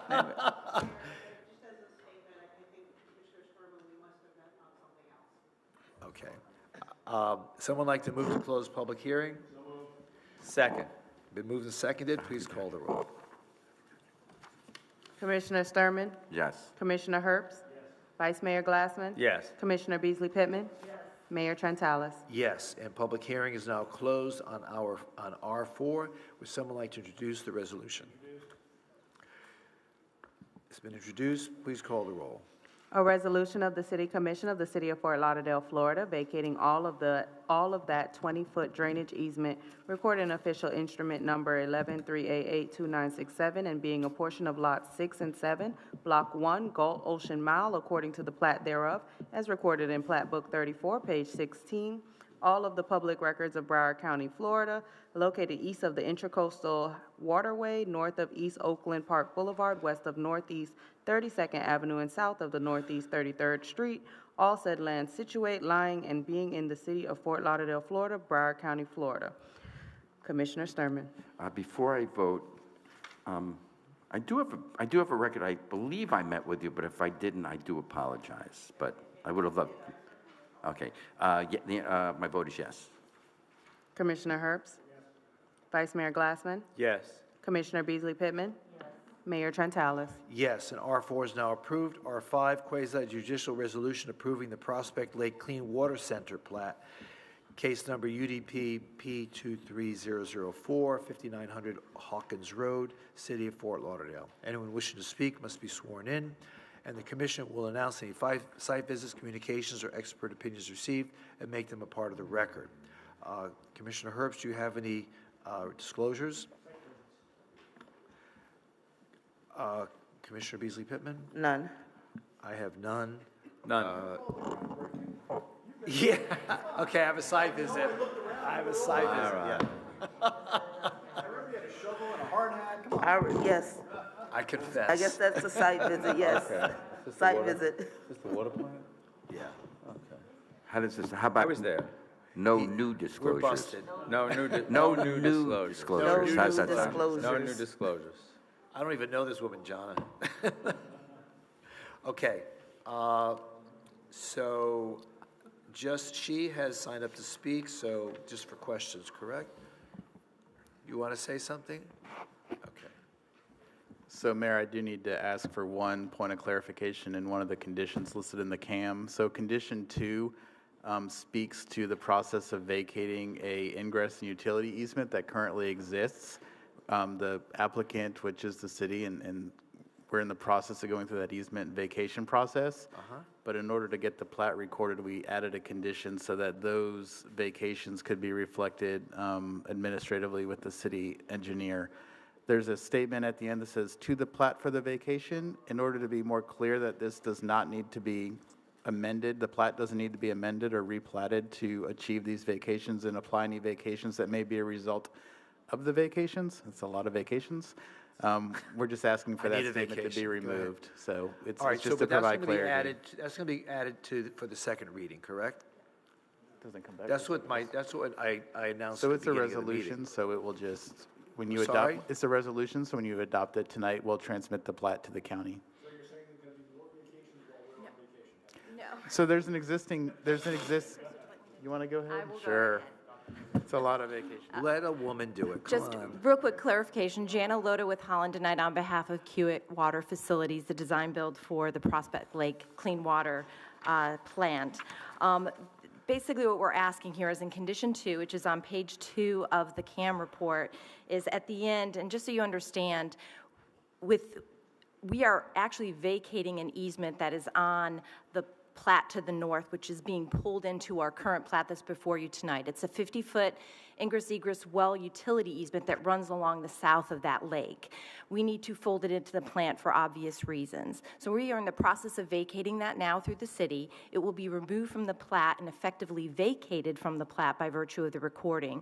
What we're asking in this condition is that if any easements are required by the city, for whatever it may be, we will record that by a separate instrument rather than reflecting it on the plat. And that's why we're just asking in condition number 2, that very last sentence where it says, if the applicant successfully vacates the easement and the county requests the city approval, which is going to be done administratively, fast forward, it says that the City Commission's resolution of vacation of the easement, including any conditions of adding replacement easements, be added to the plat. We just want to eliminate those last 6 words, so that way any replacement easement, if one's needed for whatever purpose, we will dedicate it by separate instrument rather than reflecting it on the recorded plat.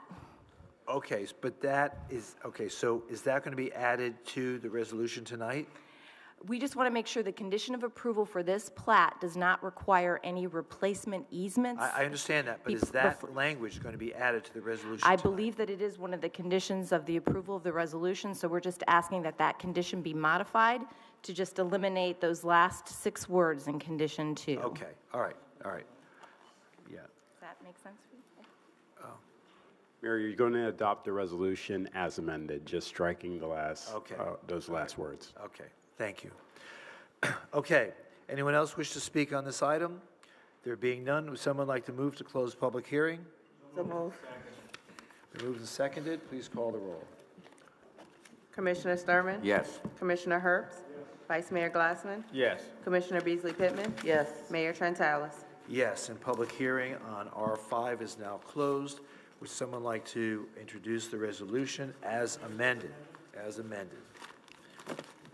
It's been introduced, please call the roll. Is that introduced for approval, correct? For approval, As correct. amended. A resolution of the City Commission of the City of Fort Lauderdale, Florida, approving a plat entitled Prospect Lake Clean Water Center and providing for an effective date. Commissioner Sturman? Yes. Commissioner Herbst? Vice Mayor Glassman? Yes. Commissioner Beasley Pittman? Mayor Trentalis. Yes, and R5 is now approved. Moving on to public hearings. Public hearing approving the issuance of a certificate of public convenience and necessity for Frankie's Shuttles to operate 2 low-speed vehicles in the city of Fort Lauderdale. No one has signed up to speak. Someone please move to close public hearing. Second. Been moved and seconded. Please call the roll. Commissioner Sturman? Yes. Commissioner Herbst? Vice Mayor Glassman? Yes. Commissioner Beasley Pittman? Mayor Trentalis. Yes, public hearing is now closed on PH1. Would someone like to, is this a motion or a resolution? What is this? A motion. A motion. Someone like to move the item? So moved. It's been moved and seconded. Please Mayor, can we ask a question of staff? Yeah, it's been moved and seconded. Now for discussion. Thank you. So Susan, and I guess Mila, Susan here, or maybe Ben, this discussion came up at my district pre-agenda meeting last evening about what is our plan? Do we have a number in mind that we want to see? These are starting to come at us now fast and furious for these vehicles. And just want to make sure that we're on top of this and that we're looking at it holistically, not just application by application. Also, it was brought to my attention that during the Panthers Parade and Celebration on Sunday, one of these vehicles was actually going down the closed lane. You know, we had closed lanes over the Las Olas Bridge and Sunrise, one lane, but they were noticed that someone was like going probably the maximum of that 25 miles per hour that they can do, but through the closed lane, and people thought it was a little bit dangerous. So what is our plan in terms of number? And are we going to be doing things like enforcement? Because obviously if someone's seeing one of these vehicles go down the closed lane, I mean, what is our plan, Ben? Yeah, so this ordinance has been on the books for a while. We've been working with the city attorney's office for the last probably 6 or 8 months on trying to figure out what the best way to move forward is. As I've shared with the commission before, there's a difference between for-hire and those who are operating on tips, which make it a little challenging and to come up with those modifications. But we're hoping that sometime end of summer, early fall, we'll have some recommendations that we can come back either to the commission with, or we can just socialize against the community and then come back thereafter with maybe some ordinance changes. Okay, because I also know that obviously the for-hire have to have permits, and they are a little bit more regulated. The ones that are doing it for tips do not have to be permitted, correct? That's correct. But I don't know if we have a plan to even ascertain that all of these just so-called for tips only are really just for tips only, or they just don't want to go through the permit process. So do we have a plan to try and figure out who they are, or maybe just send a rider once in a while and try to, you know, a little undercover operation and see if they're operating without a permit and actually charging a fare? Yeah, I mean, that's what led to a lot of the applications we've recently seen is during spring break, the police department did. They did pull some people over, make sure they had the right credentials for what they were doing. It is an issue. We are going to do research to figure out if there's ways we can add the not for hires into the ordinance so we can regulate them. But right now, I think it's just a matter of time for us to figure that out. The taxi ordinances that we have on our books right now do have a fixed cap and do have some numbers. So I think we'll look at some of those, the languages and the sections of the taxi to see if they can be applied to the low-speed vehicles as well. Okay, great. Thank you. I look forward to having that discussion when it's a little bit more fleshed out. Thanks. Any other questions? Okay, it's been moved and seconded. Please call the roll. Commissioner Sturman? Yes. Commissioner Herbst? Vice Mayor Glassman? Yes. Commissioner Beasley Pittman? Mayor Trentalis. Yes, and PH1 is now approved. PH2, this is a public hearing, second reading, quasi-judicial ordinance approving a public purpose use and structure, Dorsey Riverbend Stormwater Pump Station. Anyone wishing to speak must be sworn in, and the commission will announce any site visits, communications, or expert opinions received and make them a part of the record. Commissioner Herbst, do you have any disclosures? Commissioner Beasley Pittman? Oh, I'm sorry, I thought you none. Okay. Commissioner Beasley Pittman? No disclosures. Vice Mayor? None. Commissioner Sturman? None. I have none too. How did your table get moved all the way up there?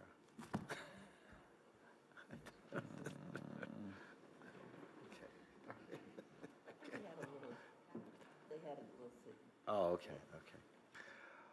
I didn't want you falling off the stage. That's the okay, so those are our disclosures. No one signed up to speak, so would someone please move to close public hearing?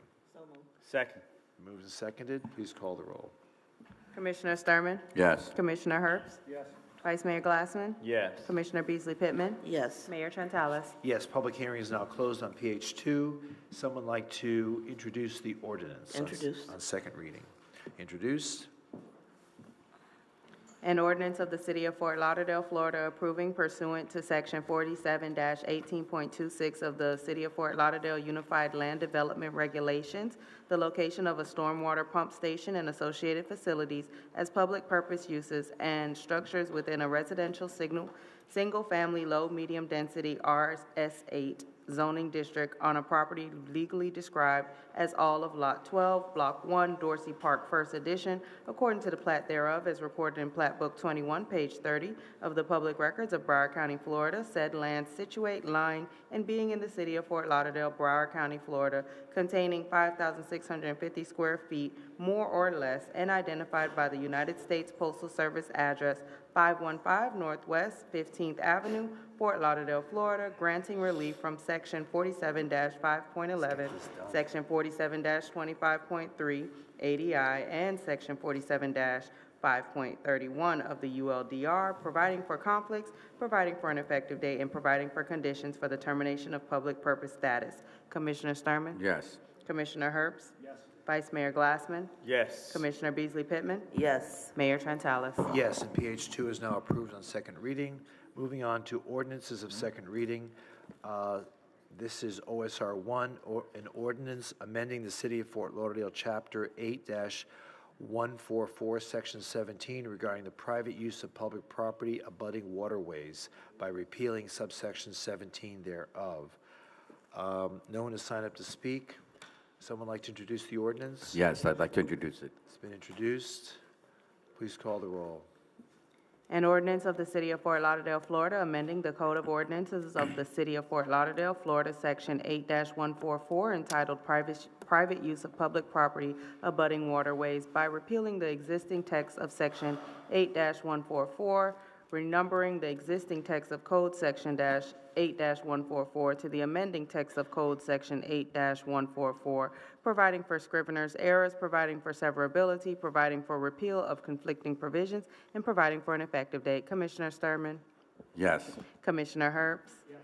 Vice Mayor Glassman? Yes. Commissioner Beasley Pittman? Yes. Mayor Trentalis? Yes, and OSR 1 is now approved on second reading. How did you vote, Warren? You voted yes? Yes. Okay. I voted yes. Okay, I'm just curious. OSR 2, second reading, quasi-judicial ordinance vacating a 16-foot wide by 98-foot long portion of an alley north of Southeast 30th Street, west of South Federal Highway, south of Southeast 29th Street, and east of Southeast 4th Avenue. Anyone wishing to speak must be sworn in, and the commission will announce any site visits, communications, or expert opinions received and make them a part of the record.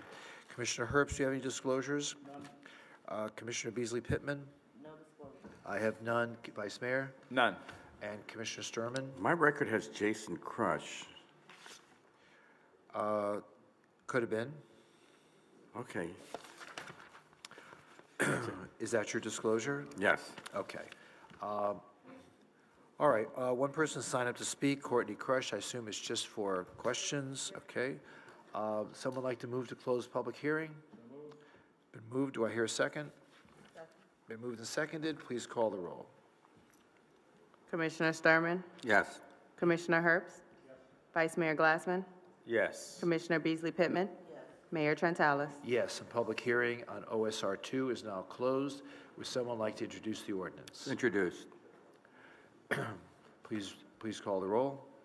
An ordinance vacating that certain 16-foot alley right-of-way lying between lots 1 and 2, Block D13, Dixie Cutoff Section, Crossant Park, according to the plat thereof, as recorded in Plat Book 6, page 5 of the Public Records of Broward County, Florida, located west of Southeast 6th Avenue, north of Southeast 30th Street, east of Southeast 4th Avenue, and south of Southeast 29th Street. All said land situate, lying, and being in the city of Fort Lauderdale, Broward County, Florida.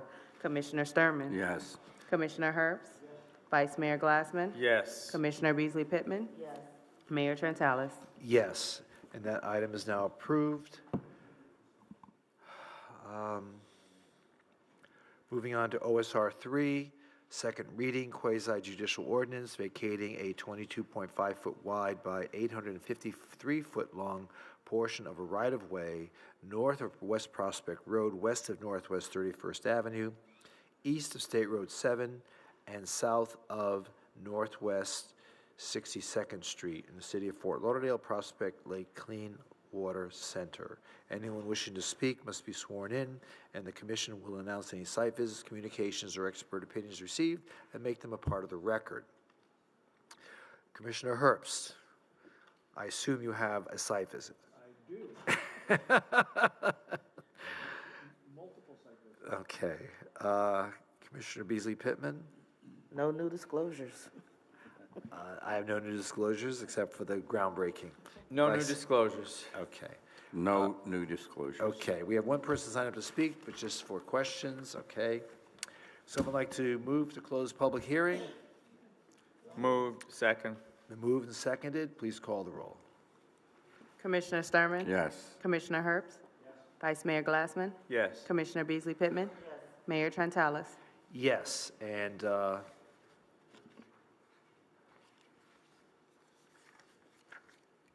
public hearing is now closed. Would someone like to introduce the ordinance? Introduced. Please call the roll. An ordinance vacating a portion of the 22.5-foot parcel deeded in Official Records Book 6411, page 294 of the Public Records of Broward County, Florida, and dedicated as a public right-of-way by Broward County, Florida, being the west 22.5 feet of the north half of the southeast quarter of Section 7, Township 49 South, Range 42 East, and lying east of a 25-foot right-of-way lying east of Tract 8, Block 96, Palm Beach Farms, according to the plat thereof, as recorded in Plat Book 2, page 45 to 54 of the Public Records of Palm Beach County, Florida, located west of Northwest 31st Avenue, north of Prospect Road, east of State Road 7, and south of West Cypress Creek Road. All said land situate, lying, and being in the city of Fort Lauderdale, Broward County, Florida. Commissioner Sturman. Yes. Commissioner Herbst. Yes. Vice Mayor Glassman. Yes. Commissioner Beasley Pittman. Mayor Trentalis. Yes, and OSR 3 is now approved. OSR 4, second reading of a quasi-judicial ordinance vacating a 22.5-foot wide by 3,410-foot long portion of right-of-way north of West Prospect Road, west of Northwest 31st Avenue, east of State Road 7, and south of Northwest 62nd Street in the city of Fort Lauderdale, Prospect Lake Clean Water Center. Anyone wishing to speak must be sworn in, and the commission will announce any site visits, communications, or expert opinions received and make them a part of the record. Commissioner Herbst? Okay. Commissioner Beasley Pittman? No new disclosures. Okay, I have no new disclosures either. Vice Mayor? None new. And Commissioner Sturman? Nothing new. So only person who signed up to speak is Jana. And I just want to say one thing about Jana. She was the leader in putting together that Washington Summit with the Greater Fort Lauderdale Chamber, and that was one of the most amazing summits I think we've ever had over the many years that I've attended them. And my hat's off to you for taking on that role, total volunteer effort, putting together an amazing program. So thank you so much for your work and for our community and making that such a great effort. So thank you so much. You don't get to speak though. Okay, someone please move to close public hearing. So moved. Second. Please call the roll. Commissioner Sturman. Yes. Commissioner Herbst. Yes. Vice Mayor Glassman. Yes. Commissioner Beasley Pittman. Yes. Mayor Trentalis. Yes, a public hearing on OSR 4 is now closed. Would someone like to introduce the ordinance? Introduced. The ordinance has been introduced. An ordinance vacating the use of a portion of the 22.5-foot parcel of land as a public highway right-of-way and for other purpose incidental thereto deeded and dedicated in Official Records Book 1743, page 577 of the Public Records of Broward County, Florida, being the east 22.5 feet of tracts 8 and 9, Block 96, Palm Beach Farms, according to the plat thereof, as recorded in Plat Book 2, page 45 to 54 of the Public Records, in Plat Book 2, page 45, 54 of the Public Records, in Plat Book 2, page 45 to 54 of the Public Records of Palm Beach County, Florida, located west of Northwest 31st Avenue, north of Prospect Road, east of State Road 7, and south of West Cypress Creek Road, and all said lands situate, lying, and being in the city of Fort Lauderdale, Broward County, Florida. Commissioner Sturman. Yes. Commissioner Herbst. Vice Mayor Glassman. Yes. Commissioner Beasley Pittman. Yes. Mayor Trentalis. Yes, and OSR 4 is now approved on second reading. Congratulations. Now, the rest of the budget, the rest of the agenda concerns our budget. And normally I'm given a script, so I assume you're thinking I'm going to wing this. So Mayor, the next 8 items are the state-required communications and resolutions regarding our trim notice. Laura or Yvette can give you a little bit more, but we'll be setting the dates for our public hearings as well as setting the millage and other items that will Okay. appear on the trim notice. Well, that's what these are all about. Yes, the next 8 items. You want to give us a preface? Well, I was just going to respond to what you said about having a script. That's for the 2 public hearings in September. These are just, as the city manager indicated, setting the dates and setting the rates. Okay. They go on the trim notice, so they don't require the more formal scripted presentation. So my thinking that you somehow entrusted me with this was misplaced. Is that what you're saying? We'll make sure you're well prepared for the September public Okay, hearings I where get there's it. a specific That's fine. script. Okay. Yes. You can sit down. Yes, okay. Thank you. Thank you so much. Okay, Budget 1, resolution setting the fiscal year 2025 proposed millage rate and debt service rate for the city of Fort Lauderdale. We have one person who signed up to speak, Chris Nelson. Budget 1. Sit down, Commissioner Herbst. I got something to say.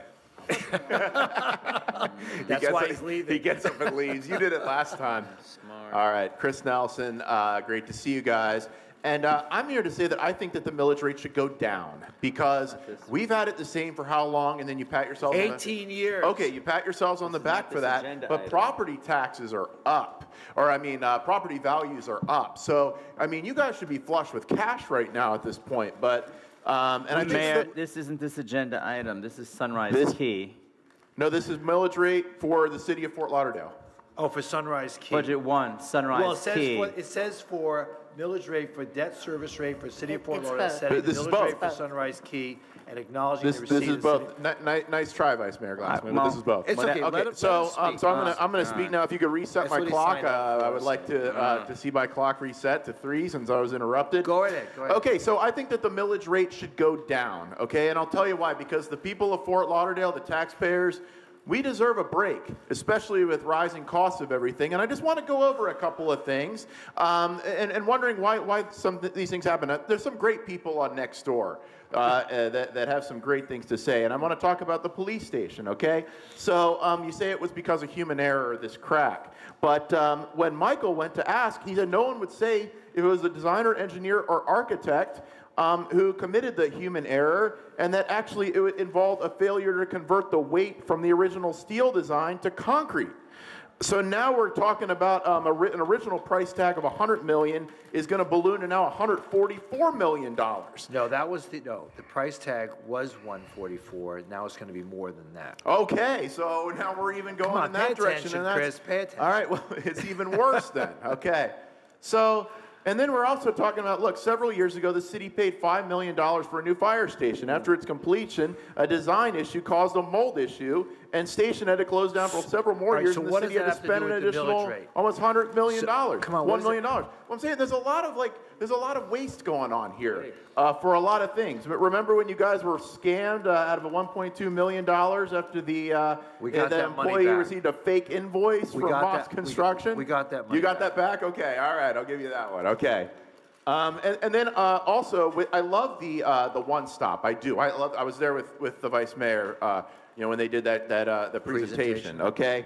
But what I don't like is that we gave that away. I mean, we gave that away to the developer. Licensing fee of $250,000 a year, beginning in year 5, increasing annually by $250,000 until it reaches $1 million after operations commence. But market rent should have been more in the $6 million range. So I feel like these things are great, but I feel like we're giving away the shop to developers for some of these things when the city could be making more money. We should be listening to that guy right there, John Herbst. He knows what he's talking about, and He tells us that all the time. well, yeah, he does, and earlier today. Okay, your time's up. And earlier today, he was talking about how we could save more money, and really, we really should be listening to this guy. So I think that the millage rate should be going down, and I think that the city has wasted a lot of money. So why not try giving us a break? How about that? All right, thank you. Thank you. Mayor, I don't think we're wasting a lot of money, just want to go on the record. Does anyone else wish to speak on this item? There being none, would someone like to introduce the resolution? Introduced. Resolution's been introduced. Please call the roll. A resolution of the City Commission of the City of Fort Lauderdale, Florida, acknowledging receipt of the city manager's budget message, estimates, and recommendations, together with the proposed budget for the fiscal year 2025, setting the proposed millage rate and debt service rate for the City of Fort Lauderdale, setting the millage rate for the Sunrise Key Neighborhood Improvement District, and authorizing the city manager to compute the rolled back rate and execute all appropriate instruments in order to advise the Pryor County property appraiser of the proposed millage rates and rolled back rates. Commissioner Sturman? Before I vote, I have a quick question for the city manager. It's 4.1193 currently. That's correct. Now, what we're voting on is not to necessarily set the rate, but set the maximum rate. Is that correct? Correct. So we could go lower, but we can't go higher after we decide. That is correct. Okay, vote is yes. Commissioner Herbst? Yes. Vice Mayor Glassman? Yes. Commissioner Beasley Pittman? Yes. Mayor Trentalis? Yes, and Budget 1 is now approved. Budget 2, motion setting the public hearing dates to consider the proposed fiscal year 2025 millage rate and budget for the City of Fort Lauderdale and Sunrise Key Neighborhood Improvement District. Someone like to move the item? Do I hear a second? Second. No one has signed up to speak. Please call the roll. Commissioner Sturman? Yes. Commissioner Herbst? Vice Mayor Glassman? Yes. Commissioner Beasley Pittman? Yes. Mayor Trentalis? Yes, and Budget 2 is now approved. Budget 3, a motion setting the proposed fiscal year 2025 non-ad valorem assessment rate and public hearing date for the Lauderdale Isles Water Management District tentative budget. Someone like to move the item? So moved. Been moved. Do I hear a second? It's been moved and seconded. No one signed up to speak. Please call the roll. Commissioner Sturman? Again, this is $15 per household per year? Yep, and it's as set by the district. Okay, yes. My vote is yes. Commissioner Herbst? Yes. Vice Mayor Glassman? Yes. Commissioner Beasley Pittman? Yes. Mayor Trentalis? Yes, and Budget 3 is now approved. Budget 4, motion establishing a public hearing date for the proposed fiscal year 2025 non-ad valorem assessment nuisance abatement. Someone like to move the item? Do I hear a second? Second. Been moved and seconded. No one has signed up to speak. Please call the roll. Commissioner Sturman? Yes. Commissioner Herbst? Yes. Vice Mayor Glassman? Yes. Commissioner Beasley Pittman? Yes. Mayor Trentalis? Yes, and Budget 4 is now approved. Budget 5, preliminary rate resolution for the fire assessment establishing the estimated fiscal year 2025 non-ad valorem fire assessment fee and authorizing a public hearing on September 12th, 2024. Someone like to introduce the resolution? Introduced. It's been introduced. No one signed up to speak. Please call the roll. A resolution of the City Commission of the City of Fort Lauderdale, Florida, relating to the provision of fire services, facilities, and programs in the City of Fort Lauderdale, Florida, establishing this estimated assessment rate for fire assessments for the fiscal year beginning October 1st, 2024, directing the preparation of an assessment roll, authorizing a public hearing and directing the provision of notice thereof, providing for conflicts, providing for severability, and providing an effective date. Commissioner Sturman? Yes. Commissioner Herbst? Yes. Vice Mayor Glassman? Yes. Commissioner Beasley Pittman? Yes. Mayor Trentalis? Yes, and Budget 5 is now approved. Budget 6, preliminary rate resolution for beach business improvement assessment establishing the estimated fiscal year 2025 non-ad valorem assessment rate and authorizing a public hearing on September 12th, 2024. No one has signed up to speak. Would someone like to introduce the resolution? Introduce. It's been introduced. Please call the roll. A resolution of the City Commission of the City of Fort Lauderdale, Florida, relating to the provision of beach business improvement services in certain portions of the beach area located within the City of Fort Lauderdale, Florida, more specifically described herein, establishing the estimated assessment rate for the beach business improvement assessment for the fiscal year beginning October 1st, 2024, directing the preparation of an assessment roll, authorizing a public hearing and directing the provision of notice thereof, providing for rescission of conflicting provisions, providing for severability, and providing an effective date. Commissioner Sturman? Yes. Commissioner Herbst? Vice Mayor Glassman? Yes. Commissioner Beasley Pittman? Yes. Mayor Trentalis? Yes, and Budget 6 is now approved. Budget 7, preliminary rate resolution for the fiscal year 2025 non-ad valorem assessment for utility undergrounding and authorizing a public hearing on September 12, 2024. Someone like to introduce the resolution? Introduced. Be introduced. No one has signed up to speak, so please call the roll. A resolution of the City Commission of the City of Fort Lauderdale, Florida, relating to the provision of the underground utility line facilities in the Los Olas Isles neighborhood, imposing underground utility line assessments against assessed property located in the City of Fort Lauderdale, Florida, directing the preparation of an assessment roll, authorizing a public hearing, and directing the provision of notice thereof, and providing an effective date. Commissioner Sturman? Yes. Commissioner Herbst? Vice Mayor Glassman? Yes. Commissioner Beasley Pittman? Yes. Mayor Trentalis? Yes, and Budget 7 is now approved. Finally, Budget 8, preliminary annual assessment resolution for the stormwater assessment, initiating the process for imposing the fiscal year 2025 non-ad valorem assessment and authorizing a public hearing on September 12, 2024. Someone like to introduce the resolution? It's been introduced. No one has signed up to speak. Please call the roll.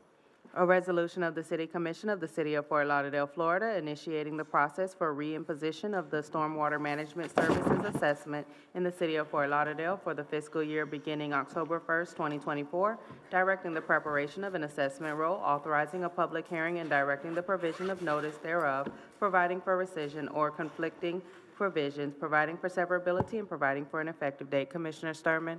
Yes. Commissioner Herbst? Vice Mayor Glassman? Yes. Commissioner Beasley Pittman? Yes. Mayor Trentalis? Yes, and Budget 8 is now approved. Madam City Manager, is there any further business of the commission? Not for me. Tom, do you have any announcements to make? No, sir. There are none. Is there anything further any commissioners like to say other than have a wonderful summer?